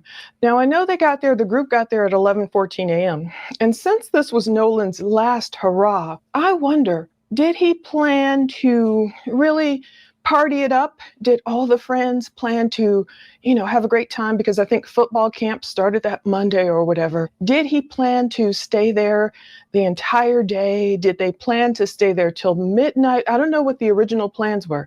There's a lot of unanswered questions in my mind, probably in your mind too. In my mind, I'm thinking that they was not planning on leaving as soon as they did, because it didn't make sense to just get there at 11 and leave at 3 or 4:30, whatever time we want to believe. So to me, they left because of the fight, not because of the pump and all that. I believe the pump and the or electrical issue, which we just read, that was thrown in there. That's what I believe, to cover up what happened during the fight. Okay, if that makes sense to y'all, let me know. Got there at 11:14 a.m. They were probably having a good time. I don't know, just conjecture. But I do want to know what time they planned on leaving. Some people literally, I've learned so much about Horn Island. Some people literally spend the night out there. So I'm not sure they were planning on doing that. But something went wrong with the boat. We're sinking. Can you all please come? And is everybody on board in good health otherwise? Yeah, everybody's on board. But Nolan was last seen that Saturday around 3 p.m. That's the last time anyone saw him, as far as we know, in terms of who's come out publicly and said anything, around 3 p.m. Now, at 4:30, that's when trouble was happening. Ashley Cole, she's a judge. Her stepson, Warren, he was one of the guys on the boat, and he was interviewed, she said, by the Jackson County Sheriff's Office. He cooperated fully. He's one of the ones who said, one of the group, okay, we last saw Nolan around 3 p.m. on July 4th. Now, this group that Nolan came in with, they left around 4:30, 4:31 to be specific, now that we're getting this info from the Mississippi Department of Marine Resources. The people I sent a $50 check to and spent $111 to UPS it overnight, and I see it's been received 5 hours ago, so I'm a little bit heated. I just sent a follow-up email like, can you give me... I don't believe the water was taken. I mean, I don't believe the boat was taken on water. I believe that's just what they said to cover their ass. So, I see what you're saying in the chat, though. But I just personally, I ain't buying it, okay? Because it's just, too many efforts to try to cover something up. Thank you, BFF. She said the audio is good. I just happen to look here and just find out. Thank you, Janet Jackson in the building. Shout out to Janet Jackson.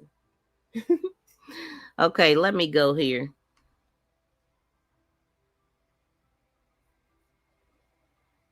Yeah. 11:45 p.m., about 40 minutes after Christine got the call about Nolan being missing. El Camino Road, reference to a missing person. This is at 11:45 p.m. Now, this is that same El Camino Road house. Now, I'm going to have to drop out some of the address, of course. I don't want to dox anyone. I don't want anyone being in danger. 70 True crime audio. El Camino Road, reference to a missing persons report from the east side. 11:45 p.m., about 40 minutes after Christine got the call about Nolan being missing, that same house where they departed from, whosever house that is, it's some doctor, allegedly this woman, but I don't know how she's related to any of the friends. Y'all hear her. So that's where they left from, the El Camino Road place. And so, like I said, it's a bunch of private dock areas that they could have left off of. And it sounds like they left from a neighbor's. I don't know. I don't know who live on this road, but she just said it's a female doctor. Well-connected people we talking about here. That is, it's some doctor, allegedly this woman, but I don't know how she's related to any of the friends. This El Camino Road house, it says in reference to a missing persons report from the east side, and Nolan's house is east of this home. Now, 5 minutes later, or it could be much later, I've been looking at, Crime Radar and pulling what I can, Broadcastify, and hear them all yourselves. Figure out the times yourself. I did the best I could. So it's either 11:50 p.m., there's a domestic dispute either 5 minutes later. This is only 40 minutes after Nolan's mom originally got that 11:07 call. Now, per Crime Radar, and I've heard this Big Ridge Road in Biloxi before, per Crime Radar, this location, it was 11:50 p.m. Per Broadcastify, it was a couple hours later. Previous Bridgewater Park Apartments, 14 Big Ridge Road, 14 Big Ridge Road. They said they're in front of apartment building 7. RP said they were trying to get keys to a vehicle, but a male is refusing to give them to her and her daughter. This Dispatch could hear them yelling in the background. RP did say that it is almost physical, but not physical. So did y'all hear that? The dispatch said they could hear them yelling in the background, and it was almost getting about to be physical. And he wouldn't give the keys to her and her daughter, right? So that made me think about the father when he spoke about the keys, saying that it was people. He said it was people there already when he got there, but he said it was kids. Like it was, he was trying to calm them down and all that. Do y'all remember the father talking about that? So, when they spoke about it, as a matter of fact, it was on the NAN. I think it was on Spike Lee's at his place where they were standing in front of that black thing, NAN or something. I think it said. That's where he was describing the key incident and what happened there, and the hard time that he had and how he had to calm himself and all of that. And he mentioned the police being called and all of that stuff. So this is proof that did happen, and it came through as a domestic dispute. So let's go.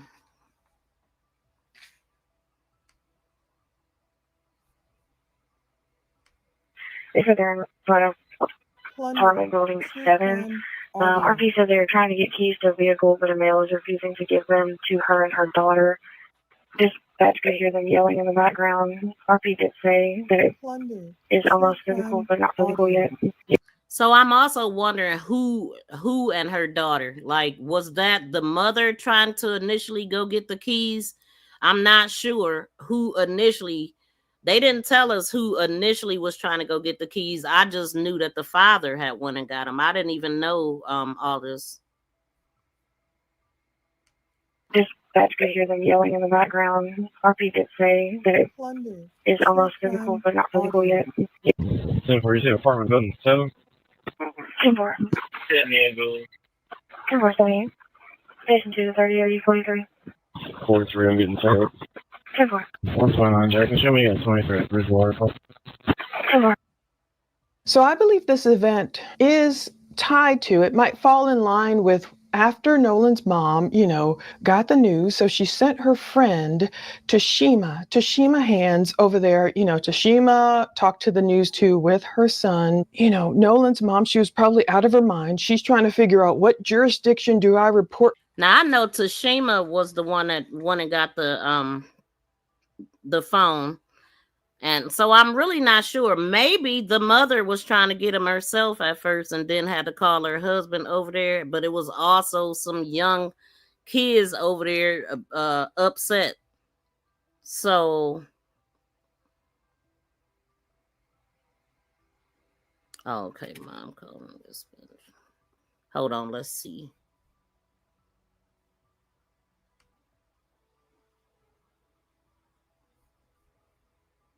On the island, what's going on? Did Nolan's keys, were his keys and his phone in the same place? And if so, okay, she is sending her friend, go over there, get my son's keys. Now, Tashima mentions going to some house, but this dispatch audio speaks of an apartment. So I don't know for sure 100% if this is related. But where was the phone? That's what a CNN reporter is going to ask Tashima Hands. That's Christine's friend, Nolan Wells' best friend, Javon Williams. We've seen him. They have the cutest pictures, the cutest tribute to him, to Nolan. Oh my goodness, looks like they kind of grew up together. His mom, Tashima Hands, they spoke with CNN about Nolan's phone being found, quote, she says, where a lot of people were at. Take a look. Miss Christine, how are you and your family holding up?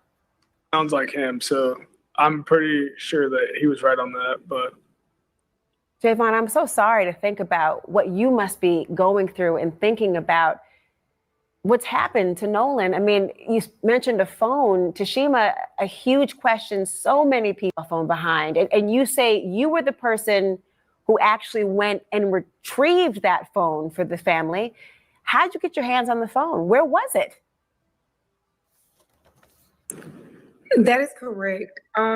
Christine called me and told me, hey, where are the boys? Nolan hasn't been heard from since such and such time. Where are your boys? I said, well, Javon is with his girlfriend, and I just spoke with Jalen, and they are headed to downtown, which I was literally getting ready to get in the shower to go downtown as well. She said, well, Nolan hasn't. So I instantly called with Christine on the phone, Javon. Javon said no, he hadn't seen Nolan since early on the island.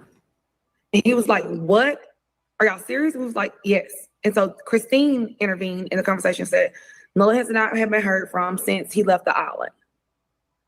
So Javon was like, well, that's when I seen it. I haven't seen it since then. Again, everybody goes their separate ways. So I then hang up from Javon because obviously there's nothing he can say to tell me anything. So then Jalen, I call him. Jalen did not answer the phone. Christine again is on the phone. Jalen did not answer the phone. LeBaron, I called, he didn't answer the phone. I called LeBaron, which is their other friend, LeBaron Broomfield. He answered. He said, Jalen is in the gas station. Okay, we are now at Sunday, July 5th, 2026, because the search for Nolan is continuing, but slowly, albeit slowly. This is the first time I hear Nolan's mom reportedly reporting him missing because it's rolled after midnight now. Jackson 208. Thunder, True Crime Audio. 419, can you meet the RP at the McDonald's in front of the Ocean Springs Walmart? She's going to be in a white Volkswagen Atlas. Needs to report her 18-year-old son, Nolan Wells, missing last Thunder, True at Crime 3 Audio. on Hart Island. 10-4. I'm out here at Marshall Park. 10-4. 152 to 33. Do you need me to come out there? Negative. 10-4. See, I'm clearing out Marshall Park. There's multiple people sleeping out here. Plunder, True Crime Audio. 10-4. Needs to report her 18-year-old son, Nolan Wells, is missing. Last seen at 3 on Horn Island. No wonder I missed that. The audio is so crappy. It was 12:23 a.m. Central Time, per the Jackson, Mississippi Law Dispatch. Now, I suspect, although I haven't seen or can get the records, hopefully we'll get them. Somehow other places can get records, but I suspect Nolan's mom, perhaps she contacted Ocean Springs Police first, or... Okay, so let's go back to that where the mom was calling, and you so it sounds like Nolan he drove a white Volkswagen Atlas. Let's go here. Thunder, True Crime Audio. 419, can you meet the RP at the McDonald's in front of the Ocean Springs Walmart? She's going to be in a white Volkswagen Atlas. Needs to report her 18-year-old son, Nolan Wells, missing last Thunder, True at Crime 3 Audio. on Hart Island. Oh no, she's gonna be in a act. She was in that type of car. She was just letting them know. So time I heard Nolan's mom. Wait a minute, let me see. Let's play that again. Thunder, True Crime Audio. 419, can you meet the RP at the McDonald's in front of the Ocean Springs Walmart? She's going to be in a white Volkswagen Atlas. Needs to report her 18-year-old son, Nolan Wells, missing last Thunder, True at Crime 3 Audio. on Hart Island. 10-4. I'm out here at Marshall Park. 10-4. 152 to 33. Do you need me to come out there? Negative. 10-4. See, I'm clearing out Marshall Park. There's multiple people sleeping out here. Plunder, True Crime Audio. 10-4. Needs to report her 18-year-old son, Nolan Wells, is missing. Last seen at 3 on Horn Island. No wonder I missed that. The audio is so crappy. It was 12:23 a.m. Central Time, per the Jackson, Mississippi Law Dispatch. Now, I suspect, although I haven't seen or can get the records, hopefully we'll get them. Somehow other places. Can you respond to Pine Drive? Pine Drive, maybe the In-Out Harbor Park. Those people. So right now is July 5th, 2026 at 2:54.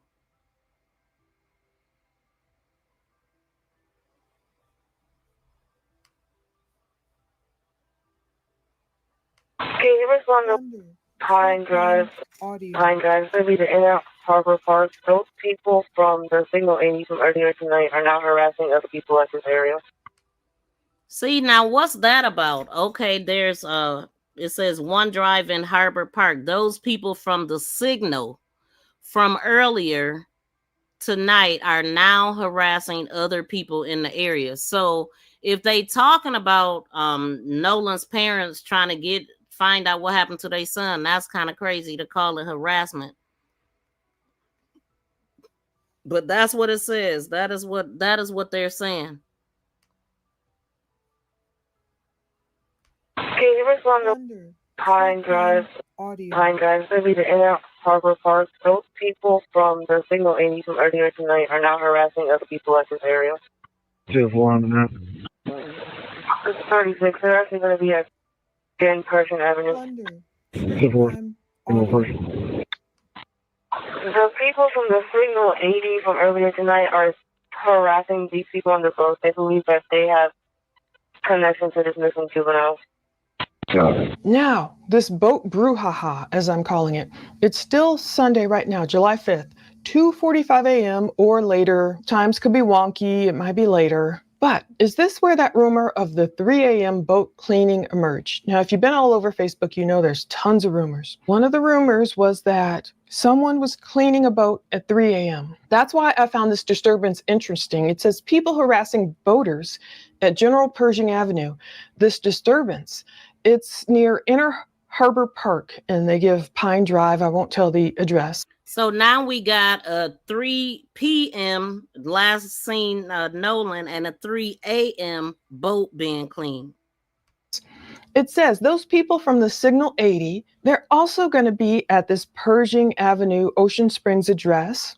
Those people from the Signal 80 from earlier tonight are now harassing other people at this area. The deputy is like, what's exactly going on with this call? You know, because it's like, wait a minute, what's happening here? The people from the Signal 80 from earlier tonight are harassing these people on the boat.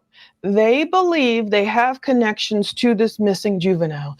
Now, previously, I didn't know whether this was Nolan's case. I'm more certain now this is related, I believe. This part, I don't know who was harassing whom, but it's like 2:54 in the morning or later. Nolan still hasn't turned up. I don't know if his loved ones were going to different locations of his friends, you know, and it's like all these fireworks going off. You can imagine. Signal 80 from earlier tonight are now harassing other people at this area. 2-4 It's 36. They're actually going to be at 10 Persian Avenue. 2-4 General Pershing. And PD, what exactly is going on with this call? The people from the Signal 80 from earlier tonight are harassing these people on the boat. They believe that they have connection to this missing juvenile. Now that part right there is why I said they called the police on Nolan's parents, because that's what they saying. The people from the Signal 80 from earlier tonight are harassing these people on the boat. They believe that they have connection to this missing juvenile. So yeah, I mean, they did have connection to well, he's not a juvenile, but at the time they thought that he was. Let me see. Okay, he was. Wait a minute. Hold on. Both people from the Signal 80 from earlier. Okay, 200 or more. 204 on the map. 36. They're actually going to be at number withheld Central something. 204. Hold on, yeah, PD going on with this call. Okay, so we could hear all that without me trying to read it because it's small. But let me play it over.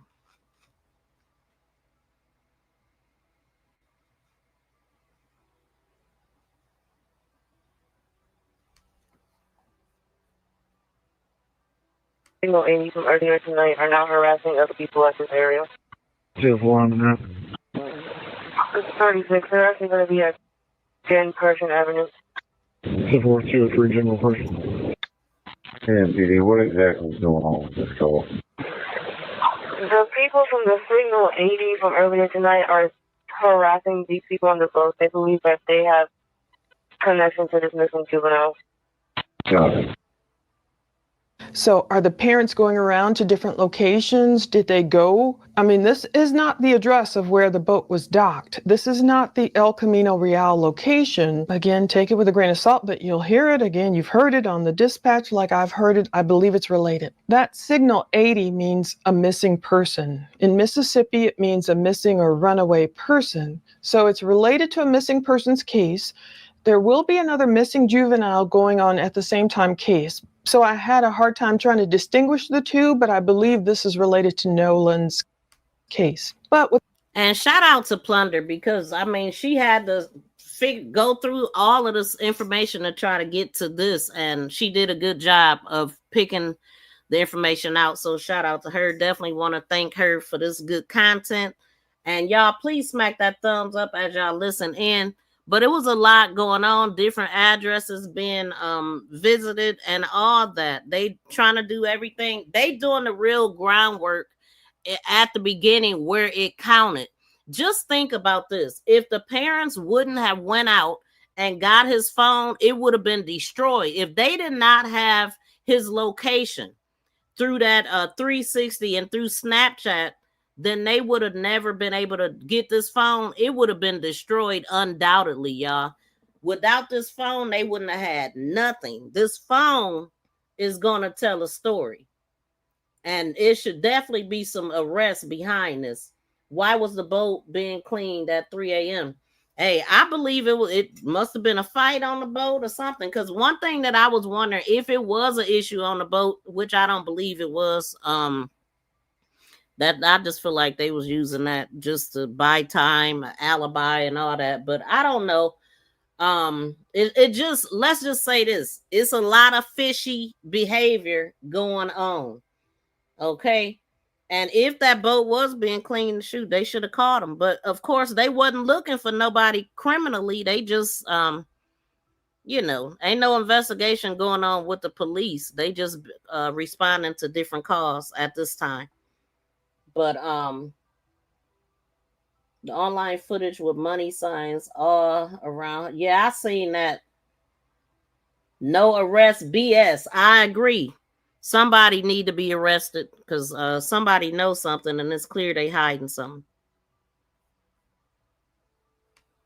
It's going to be related to the Signal 80 report 32 worked on earlier tonight. Plunder, true crime audio. 10-4. It says it's going to be related to the Signal 80 report 32 worked on earlier tonight. So this is still that missing persons. There's the thread running through it. 3:22 a.m. So that's what I wanted to say. At the same time that they're like getting the calls about Nolan, it's another kid. It is a juvenile kid that's missing. Well, he ain't missing, but ran away. It's the 4th of July. This young teenage boy ran off with some girl. Maybe they wanted to watch fireworks. No, it was like 2 something in the morning or something like that. So they was looking for him at the same time, which made it even more confusing trying to figure this out.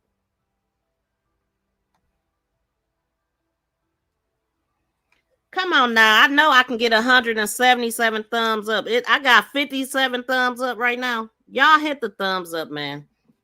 Hit the like button. All you got to do is double tap the screen to get the likes up. It's still 177 people in here, so please smack that thumbs up. It's free, y'all. It is free, and much support to the content creator. It's necessary to hit that like button. And I'll give y'all a few minutes to get that hit. Let me see what y'all saying. Like what? Let me see. Taking time to.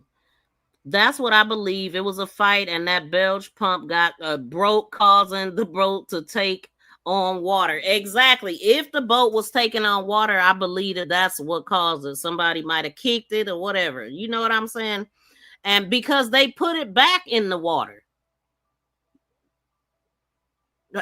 I do believe I read that the other day that they put it back in the water after that. They was gone, went a few miles up the road, and then came back and put it back in the water and did something at fort somewhere, right?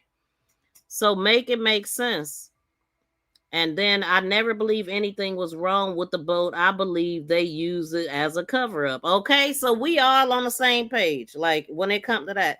And thank you for the few people that have hit the thumbs up, but I'm really waiting to get the thumbs up. We got 158 in the building, and we need 158 likes. I mean, I deserve way more than that because there's a lot of people coming through here right now. Shout out to 755 in the building. How you doing, fam? I got 3 moderators in the building. Good seeing y'all up in here. I never believe anything was wrong. Okay, I read that. His coach said they were all good friends. He never saw anything that would make him believe they were anything but friends. And by the way, he is right. Exactly. It don't matter. I don't care what color he is. When he talking nonsense, when we know what's going on in the world, like you can't convince me that they haven't had that. It even came up in a Carmelo Anthony case concerning those boys having something on their record like that. So I mean, it's very, and then we do have Charlie Kirk to thank, that going around to colleges spewing hate, setting it up. You know what I'm saying? Like, so we ain't gonna act like it's not a thing. And they in Mississippi. Like, come on now. Thank y'all for the 73 likes. We want 146 likes. So please hit that like button for everybody that's listening in. Thank you for the ones that did hit the thumbs up. I'm definitely not talking to y'all if y'all already hit the thumbs up, but the ones that didn't, please get my likes up. And I know that some people forget, but all you got to do is double tap that screen. It's all the way free. It ain't no reason why I shouldn't have a couple hundred likes by now. This is crazy. Man, get out of my fucking chat. You don't tell me what to keep out of my fucking mouth. Get this person up out of here talking about keep Charlie Kirk out of my mouth. Get out of my chat. How about that? You don't tell me what to say on my platform. I talk about whoever and whenever I want to, including your dumb ass. Let me find you. BFF, somebody get that person so I ain't got to. For real. Don't come in here with that shit. You don't control me. Anyway, the coach is trying to keep his job. Exactly. That's it. That's all.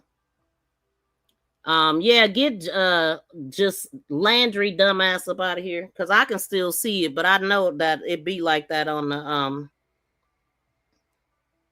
hold on. Thank you, 755.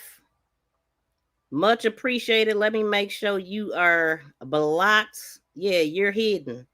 Make another one if you want to come in here talking.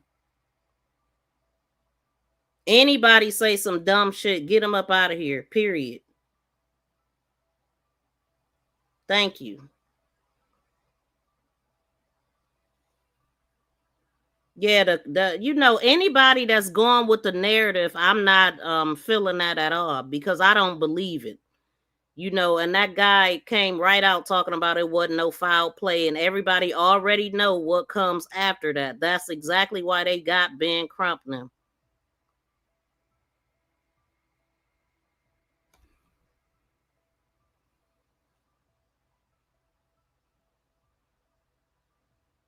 So we got 143. We still need the thumbs up. I'm going to give y'all a few minutes to hit the like button.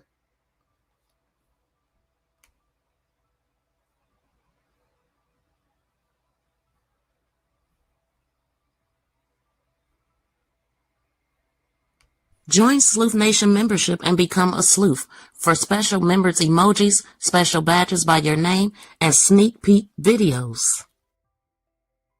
Please subscribe and press that notification bell and thumbs up.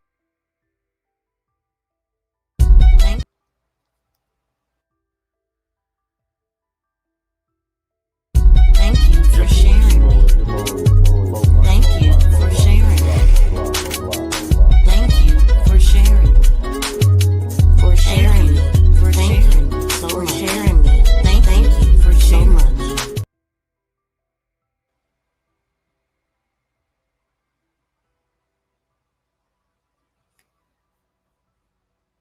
Let me see what y'all saying.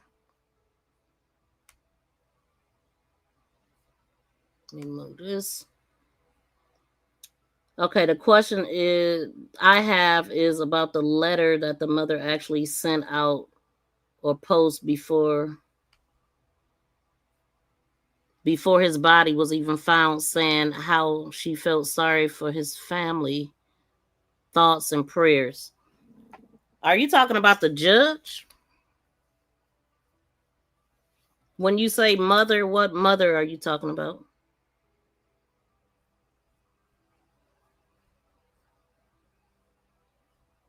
We did. Please a thumbs up, everyone. Okay. It ain't hard at all. Yes.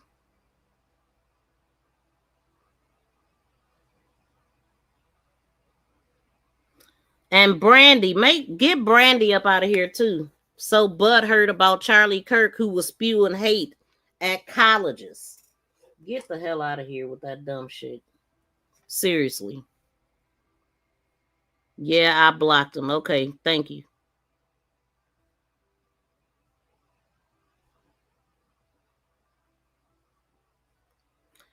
Thank you, K. Wiley, for the Sparkle Jewels. I appreciate it. My opinion on the judge is throwing the case. My opinion, the judge is throwing the case.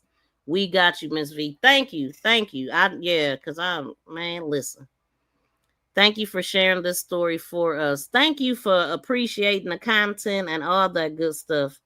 Okay, get them up out of here. Quick, fast, and in a hurry. Please. Okay. All right, let me get back to my content because I ain't one to like to hold people up and hold up my content. So we gonna keep it going. But smack the thumbs up if you haven't already. Support the content. It is totally free, y'all. Totally free. All right. Because I don't have all night either. Dang, look, it's late. I'm never in here this late either. Okay, so we gonna start. Let me see. Let's go here. John at X-ray 250. John at X-ray 250. It should come back to the missing juvenile. Disregard the missing person. Plunder. True crime audio.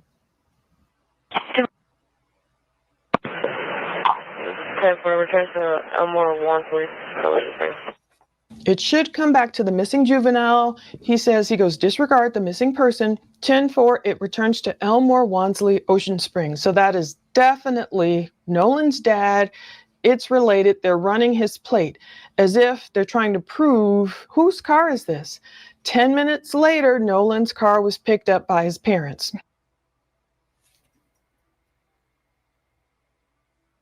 32. Has the missing person been recovered? Negative. Okay, so right now it says Sunday, July 5th at 3:25 a.m.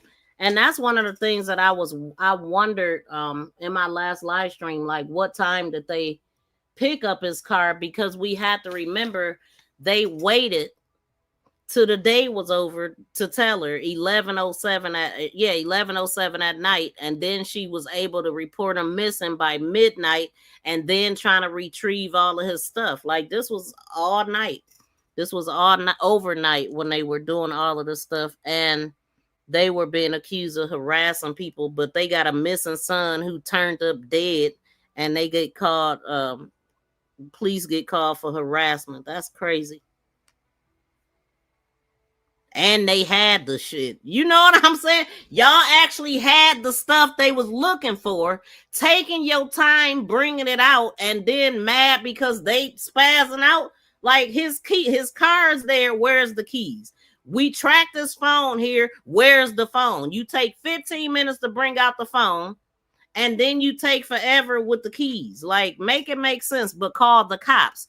These people are protected. That's why they calling the cops. 32. Has the missing person been recovered?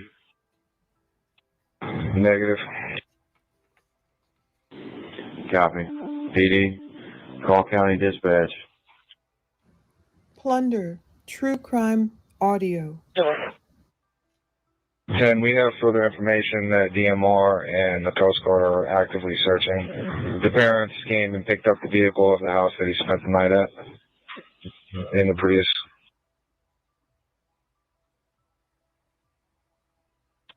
Yeah. So the same moment, unfortunately, is very confusing. The police are also searching for a separate missing juvenile, a little boy who keeps sneaking out of the house. So I'm like, oh my goodness. So at 3:25 a.m., you hear come over the dispatch, has the missing person, Nolan, I believe, been recovered? Negative. Copy, PD, call county dispatch. So I believe at this point, as time has gone on, and, Christine and her husband, Elmore, they're probably, making noise about, and her friend is trying to get keys. And this is the part I truly believe that sounds shady. Why did it take so much for Nolan's keys and car to be turned over? Exactly. Now I get it. If I were a parent or one of the teenagers, whatever, Nolan was on my boat. If he didn't come back with me, and then some woman I'd never seen before says, look, I'm a friend of Nolan's mom. Please give me his keys and phone. I understand why they would want to verify that she was indeed who she said she was. I get that. But to me, it shouldn't be so much enmity, so much, discord. To be honest, these people probably knew who she was because they friends with Javon too, which is her son, and they probably knew her. I'm not sure if they did or not, but they knew that they had Nolan's belongings, and it shouldn't have took all this. If you're innocent and you want your friend to be found, you know what I'm saying? Like, make it make sense. This is how guilty people act. I'm sorry, not sorry. This record, he just arrived as well. Simple. There's no tape that in the cab. Also, he's been out here since, he says, about 02:30 is when he initially called him. I know we got the call a little later, but just notate that as well. 10-4. They're saying, he says something like, Miss So-and-so, see what you hear. He just arrived as well. Maybe they're not talking about Nolan's case here. If they're It sounds like to me they talking about the kid, the other missing person at this point, saying that he been out there since 2:30. not, I'm sorry. He says notate that in the CAD, the report. Also, he's been out here since he says 2:30 a.m. is when he initially called him. I know we got the call a little later, just notate that as well. Initially in the first episode, I thought they were speaking about when they first got the calls about Nolan. And I'm like, he's saying put it in the CAD that he has been out there since 2:30 a.m. And I still don't know. It's difficult trying to decipher this. Yeah, everything ain't gonna make sense, but we can still pull a story together based off of the stuff that we are listening to here. You know what I'm saying? So let's keep listening. Dispatch, but I don't know what that is. But this next part, for sure, it's related to Nolan because of the DMR and the Coast Guard are mentioned. 5:10 a.m., it's like almost daybreak. Have they provided you new information that could assist the county and DMR in this? They provided you with new information that could assist the county and DMR in this.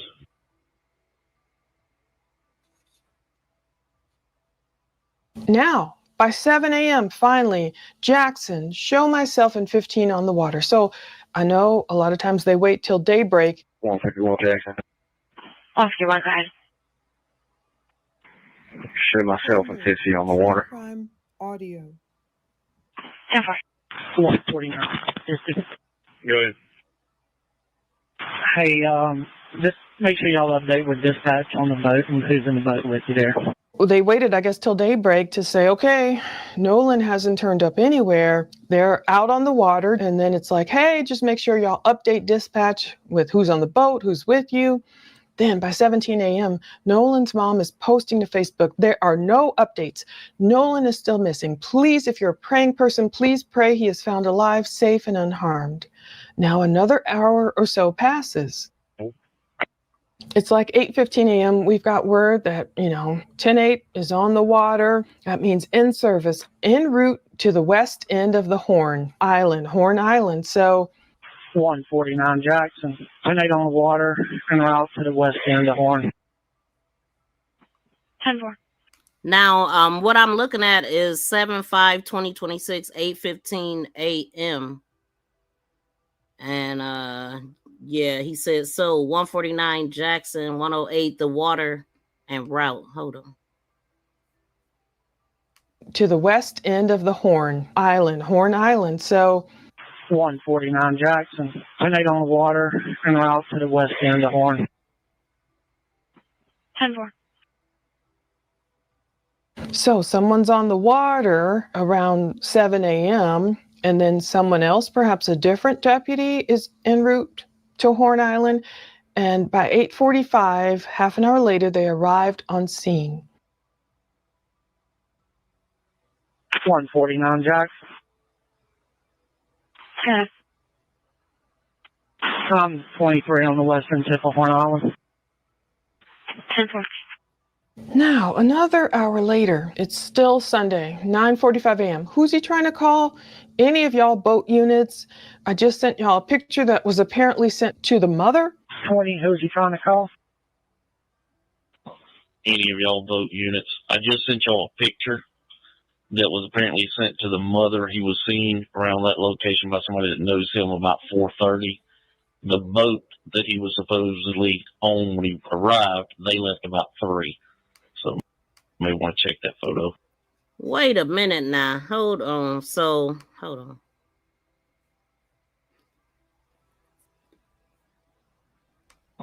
Any of y'all boat units. I just sent y'all a picture that was apparently sent to the mother. He was seen around that location by somebody that knows him about 4:30. So who is the person that seen him at 4:30? I remember it being, I thought it was said that Jalen seen him around 4 or 4:30 or something. But this is what they saying. Somebody is alleging to have seen Nolan at that time.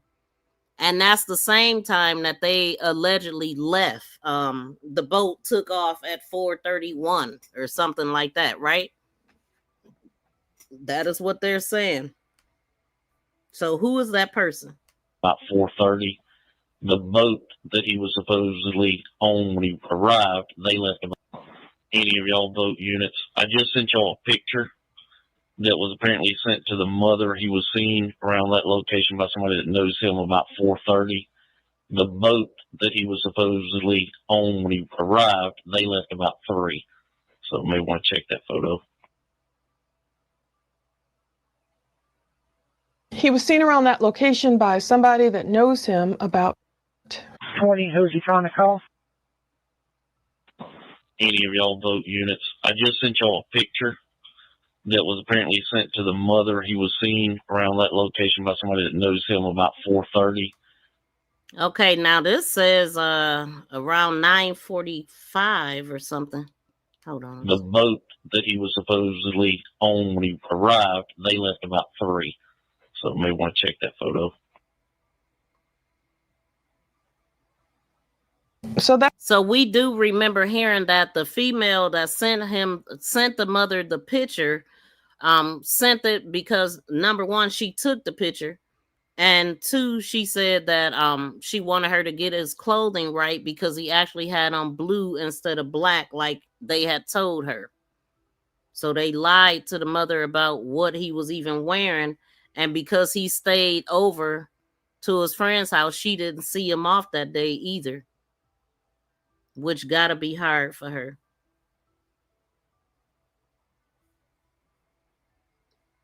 That's where this gets a little confusing. That's why some people don't like dispatch audio because, the cops are trying to find out what happened real time. They don't have all the facts. But the boat, technically, he was supposed to left around 4:30.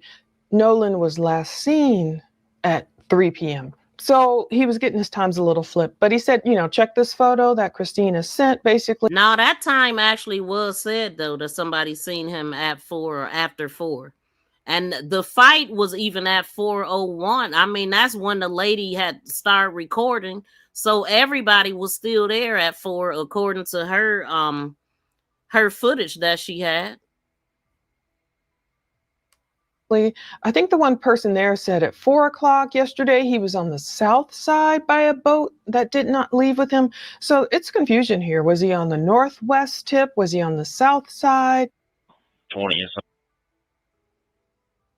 20. If you will, just add to that missing person call someone that knows him.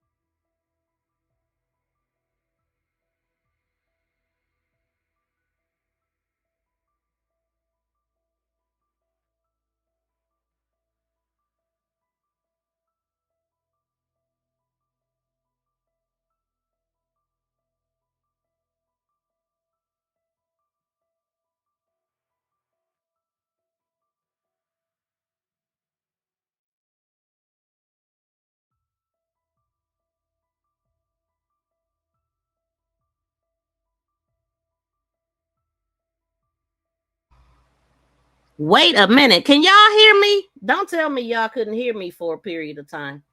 Because I just see that my mic was... Can y'all... Let me know if y'all can hear me. Mic check, mic check. And could y'all hear me the whole time? I thought it was just me. What? BFF, I think... Oh, my God. How long was I freaking muted? Y'all can't hear me talking, but y'all can hear the video, right? Oh, that's crazy, man. I don't even know what was the last thing y'all heard. There is no footage of the fight because the lady that released footage, she literally she started recording after it was over already. Dang, I did not. So I'm assuming y'all, let me go to the end. Let me know, could y'all hear the video but just couldn't hear me when I was stopping it? No, but now can hear you. Okay. Oh, that's crazy. Yep. But did y'all hear the video? No video. Y'all didn't hear me or the video? Man, I don't even know what was the last part y'all heard. That's insane. Let me know if you can hear it now. Couldn't hear anything. Oh my goodness. That sucks. And I don't even know why. Like, because, wait. I know why y'all couldn't hear me, because I got muted for whatever reason. I think when I played that video, when I played that thing, it muted. That's crazy. Let me know if y'all can hear it now.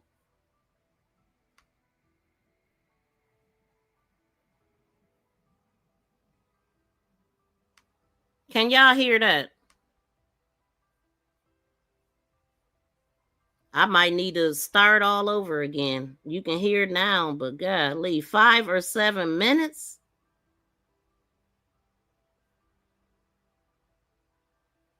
Wait, BFF, you... Oh, somebody... BFF, you can't hear it? Let me see if I could hear it on my end, because I...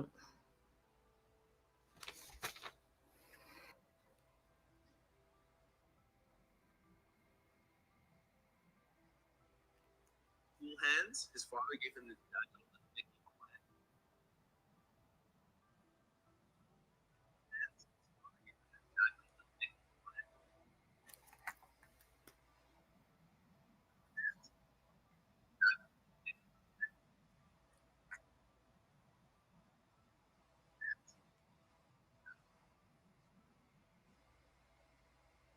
Mm-mm.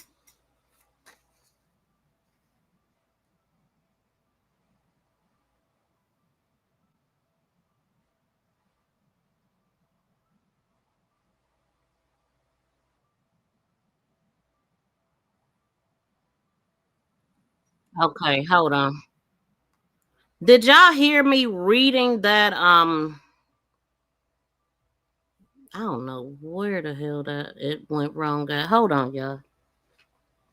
I really don't. Dang. Mm.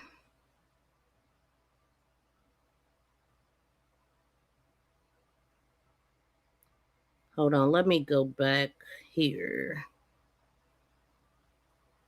I'm gonna go back to the harassing phone calls, I guess.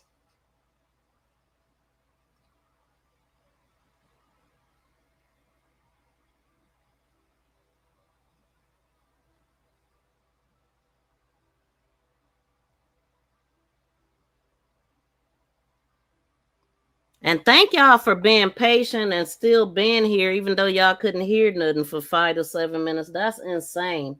And I don't even have my have it put up where I can see on my other phone. So I probably would have found out sooner if it wasn't for that. But okay, let's get back into it.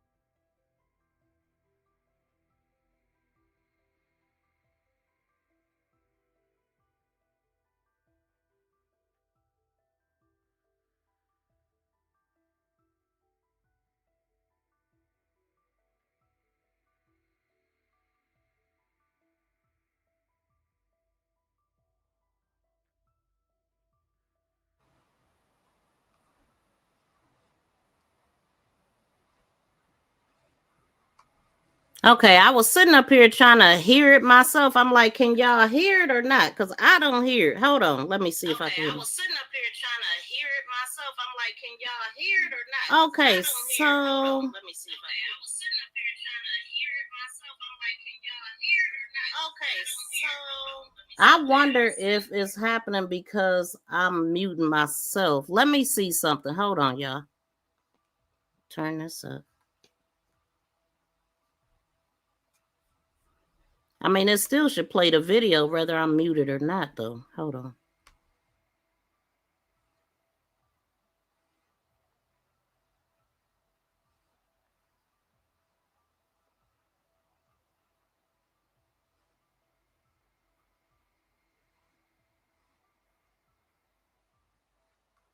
So I don't hear the video.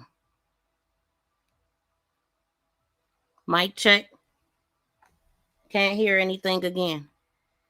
Okay, let me try taking it down and putting it back up. Maybe that'll help. That's insane. Let's see. And my bad for all these technical difficulties. I normally don't have this going on. I'm going to just remove it and bring it back up.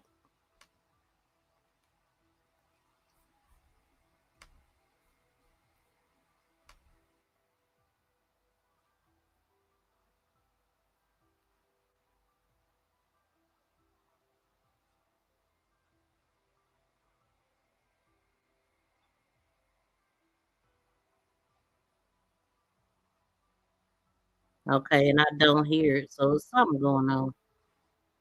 I don't know what it is, y'all. It's tripping.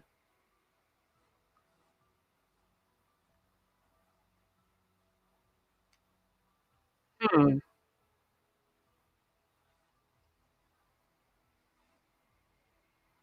Let me see something else.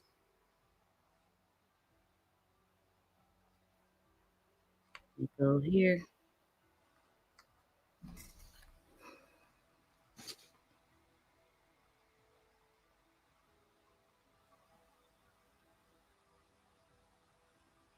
Yeah, shout out to y'all. Shout out to everybody that hit the thumbs up too. Let me try something else.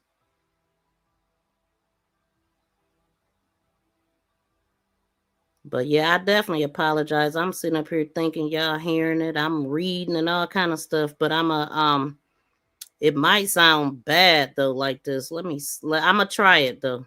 Let's see.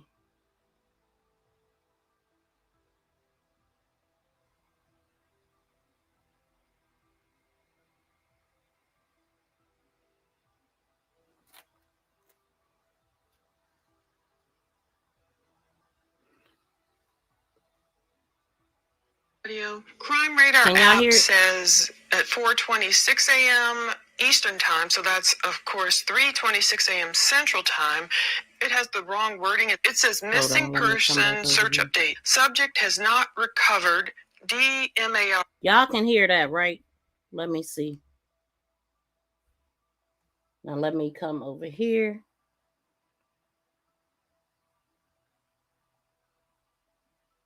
Unfreaking real.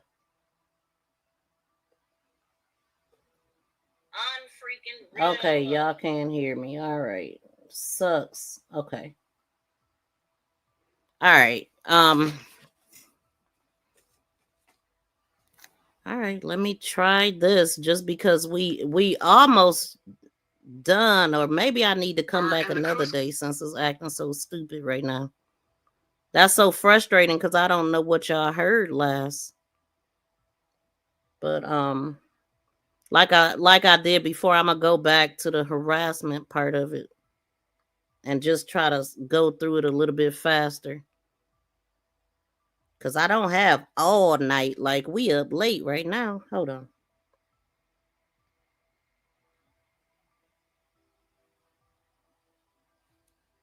32. Has the missing person been recovered?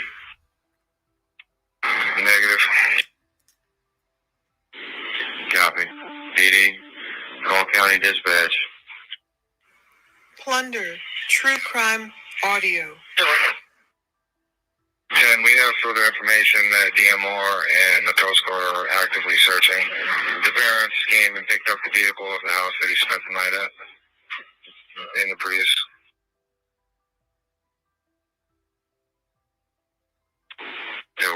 So the same moment, unfortunately, is very confusing. The police are also searching for a separate missing juvenile, a little boy who keeps sneaking out of the house. So I'm like, oh my goodness. So at 3:25 a.m., you hear come over the dispatch, has the missing person, Nolan, I believe, been recovered? Negative. Copy, PD, call county dispatch. So I believe at this point, as time has gone on, and, Christine and her husband, Elmore, they're probably, making noise about, and her friend is trying to get keys. And this is the part I truly believe that sounds shady. Why did it take so much? Anyway, 4:20 a.m. Now, I kind of gave this guy a hard time, but I want to say I'm sorry because I don't know if they're talking about Nolan's case here or not. Miss Ricker, he just arrived as well. There's no tape there in the cab. Also, he's been out here since, he says about 02:30 is when he initially called him. I know we got the call a little later, but just notate that as well.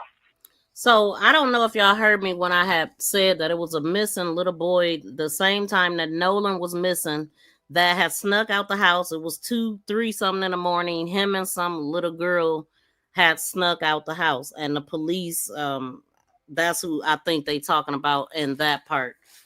But I'm just like, wow. So same thing with Nolan. He missing and a girl got something to do with it. It just made me think about that. Chat, you're awesome. Yes, thank y'all for helping getting a thumbs up a little bit. And if you didn't get a chance to hit it yet, please make sure you do. And we're gonna keep going. They're saying, he says something like, Miss So-and-so, see what you hear. He just arrived as well. Maybe they're not talking about Nolan's case here. If they're not, I'm sorry. He says, notate that in the CAD. They provided you with new information that could assist the county and DMR in this.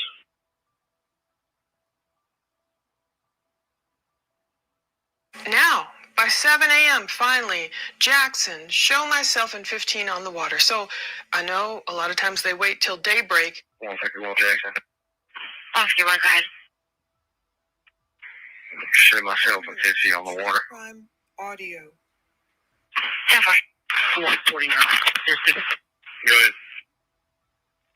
Hey, just make sure y'all update with dispatch on the boat and who's in the boat with you there. Well, they waited, I guess, till daybreak to say, okay, Nolan hasn't turned up anywhere. They're out on the water. And then it's like, hey, just make sure y'all update dispatch with who's on the boat, who's with you.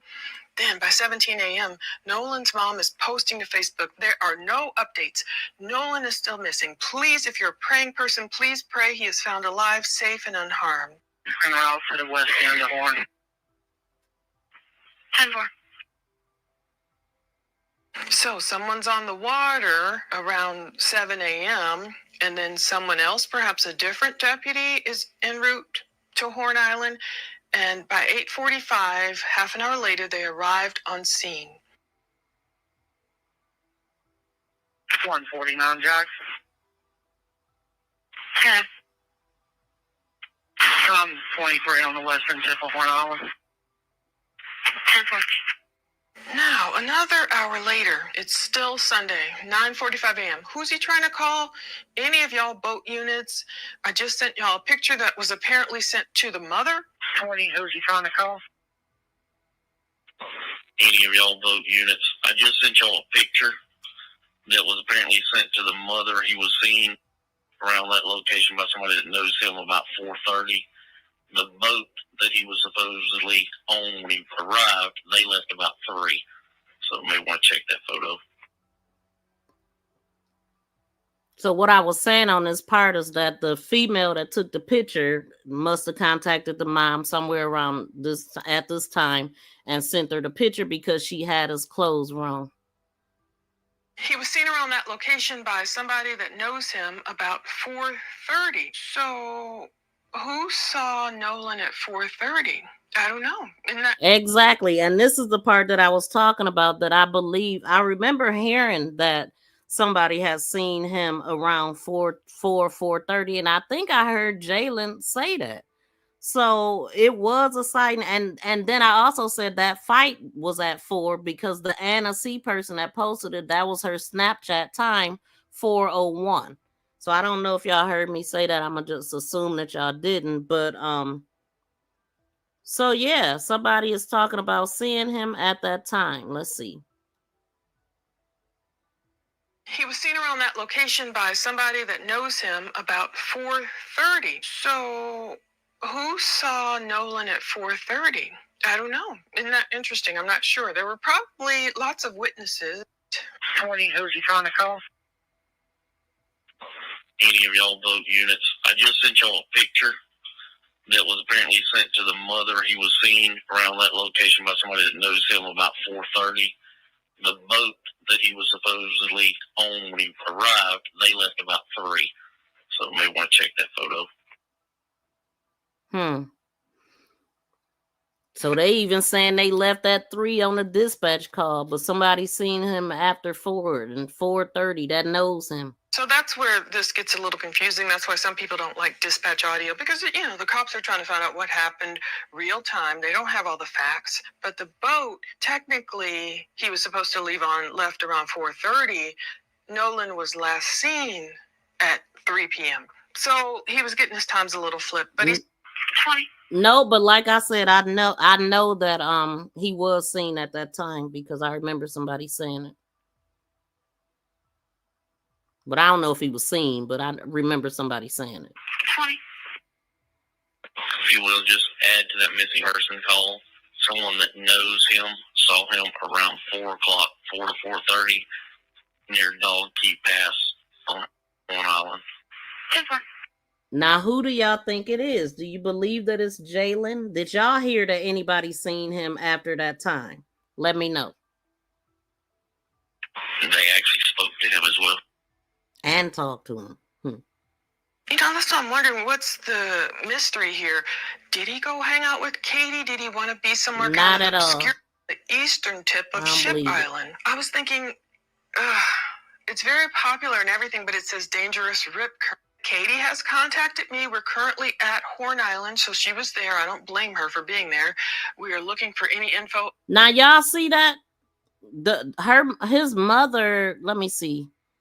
At July 5th at 9:46 a.m., she wrote on her Facebook that Nolan has not been found. His father and I have his cell phone.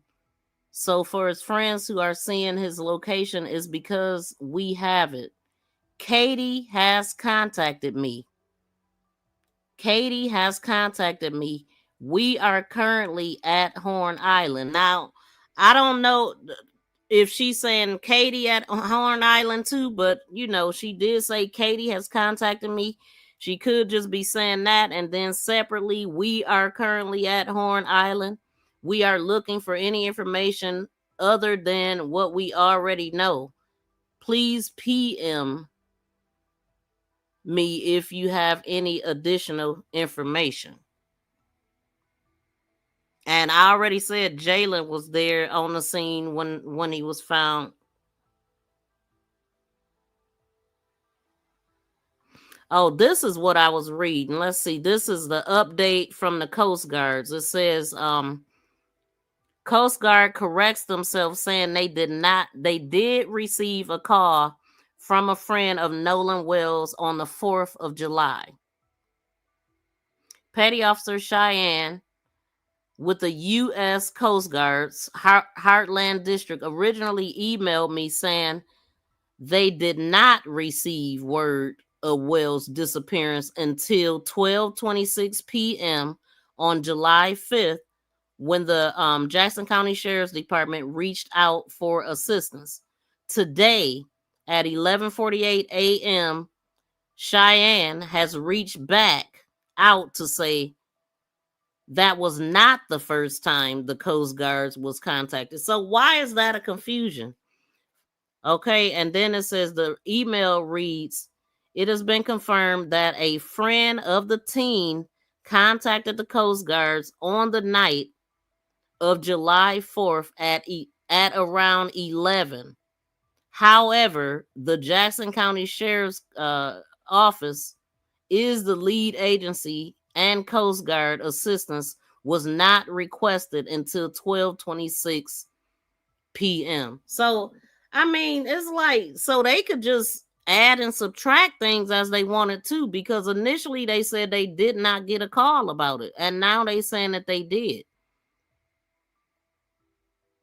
So they'd rather it look like they just got a call and didn't go out on the call than to say that a person didn't call at all. I really don't know, man, but I just feel like that's shady in itself, right? That's shady in itself. Like, why was that a confusion? It's too many confusing things in this case.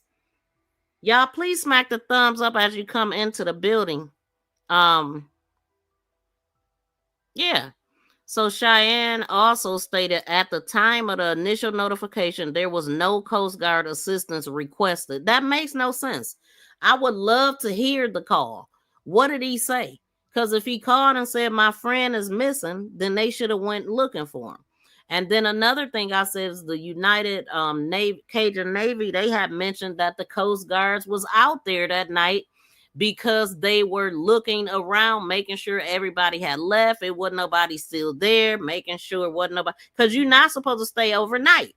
But we know the father said when they got out there, Nolan could have got help, or people would have seen him, because it was actually a couple boats out there chilling all night.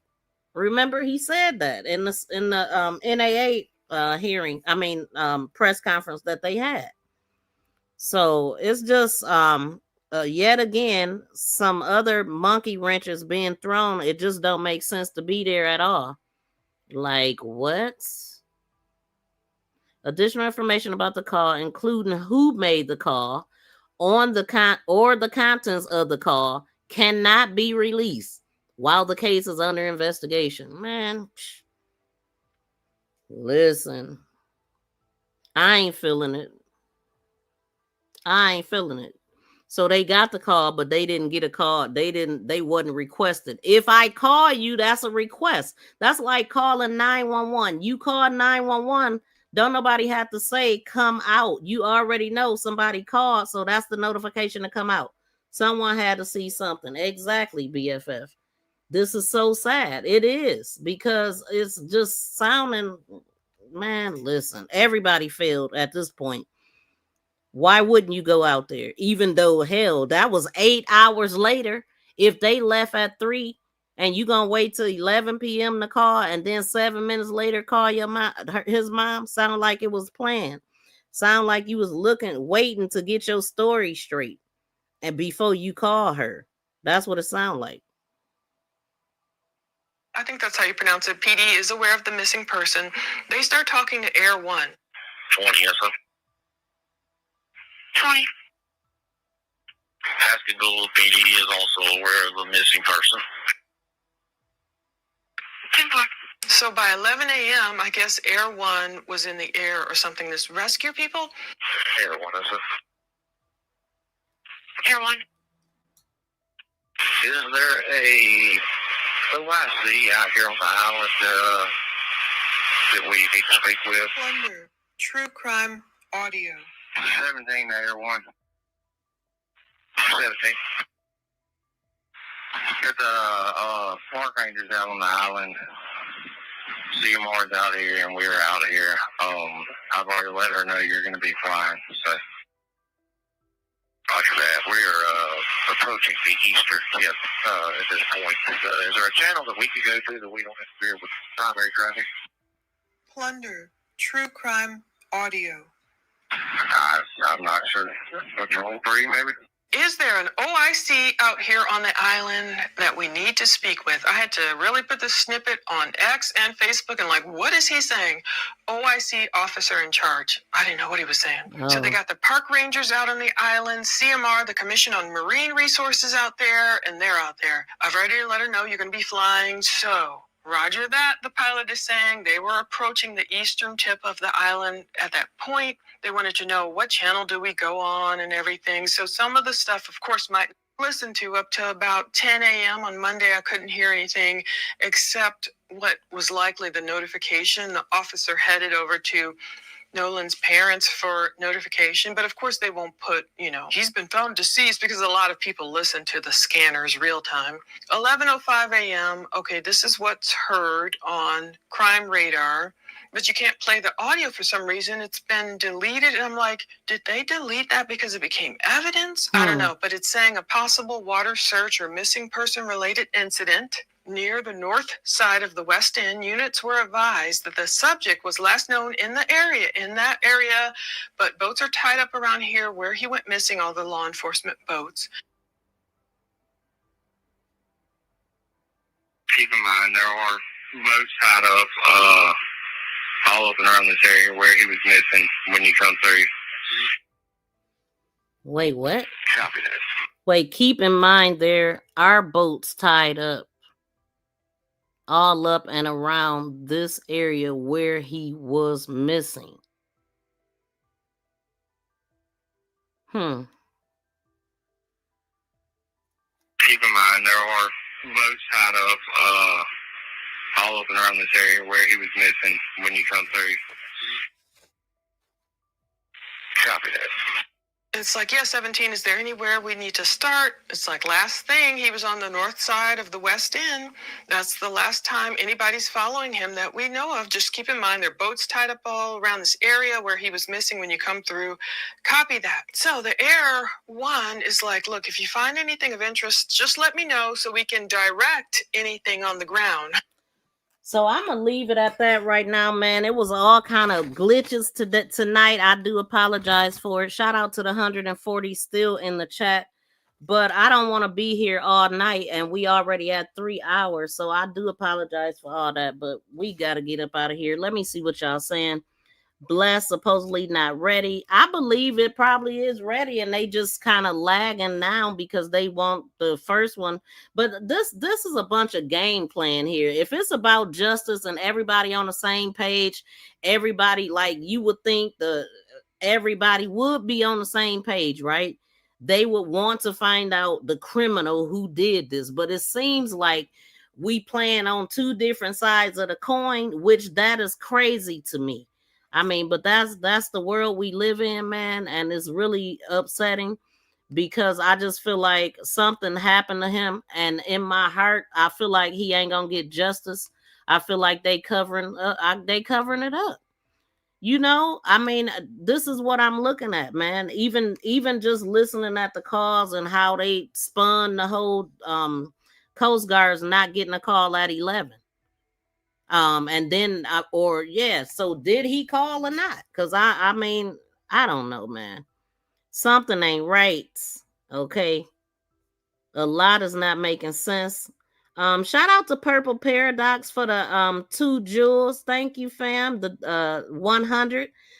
And shout out to Kate Wiley for the Sparkle jewels.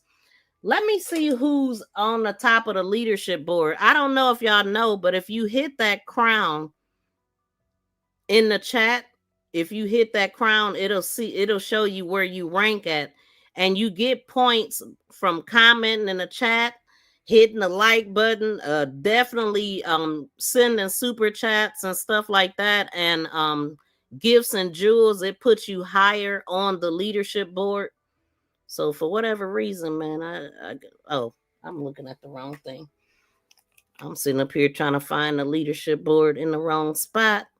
So yeah, hit that crown and see where you rank. And if you want to beat somebody, then you just make an action to get higher than everybody. So let me see. And they got it titled as top fan. So I'm going to read off the top 4. We have Maddie Ben is number 1 at 484 points. Then we got Anna Jeanette with 327. We have Freedom at 327 and BFF at 225. So like I said, you can get higher on the leadership board by just simply typing and engaging in the chat, but you can beat out a lot of people by sending a super chat, super sticker, or a jewel. Just in case y'all didn't know that, because I'm going to be paying attention more to who's leading on the board. But shout out to everybody. Thank y'all all for being here. But we are at 3 hours, and I don't like to be here too long like that because I want people to be able to also watch the replay, and I gotta see what we missed. So when I go live again, which I have another live stream set for tomorrow to talk about Romika, but if we meet a goal on that live stream, I'll come back live and talk about Nolan and finish this out, or either wait to the next day. So you said yes, you heard that part. Oh, I'm not. Yeah, I'm going up now just to see what did I miss. But I guess for the most part, y'all listening in, not a lot of questions, just loud and clear. Okay. So I'm going to go ahead and let y'all go. Thank y'all to everybody that tuned in. Shout out to all the sponsors to the live stream. We have 14. And I'm going to just go click on a name here. Shout out to Charlene. Shout out to Maddie, Ben. Thank you to the Tethernator. What the? I just paid attention to that name. Shout out to y'all. Thank y'all so much. The Rooks in the building. Thank you for dropping the jewels on me. I definitely appreciate you. Multiple times. Rook showed out up in here. Shout out to Freedom and Jeanette, and I'm probably saying that wrong. Tut, Purple Paradox, Kay Wiley, and Blessed. Always. Thank you so much. She just gave 100 two jewels on the 100. So thank y'all so much. I definitely appreciate y'all, and hopefully I'll see y'all in the next live stream. If you're not subscribed, please do, and go ahead and set all notifications. As a matter of fact, when this one ends, the next one is gonna pop up. But man, listen, it's a lot that need to be corrected in this case. These people is just all the way out of pocket. Just what I'm looking at. When it's a bunch of confusion, it's some lies and deception and cover up in there. I see it already, and it's messed up. It starts with no foul play. You know, it pretty much start when they say that. You big dummy.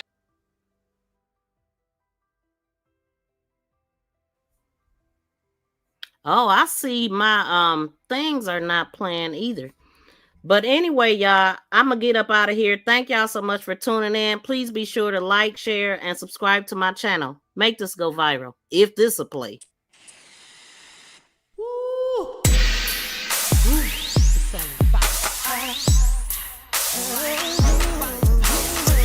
Shout out to 755 Media and Shandy Cheap Music.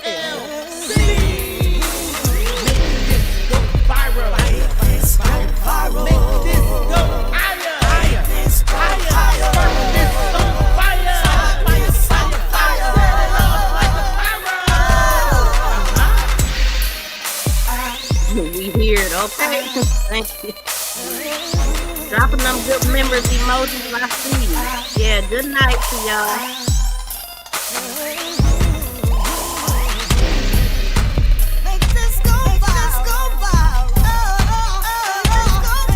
see we got an idiot in the chat.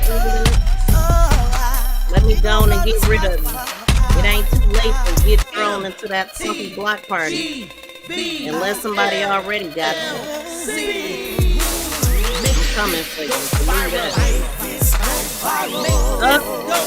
Already gone. Thank you. Yeah, that's good enough.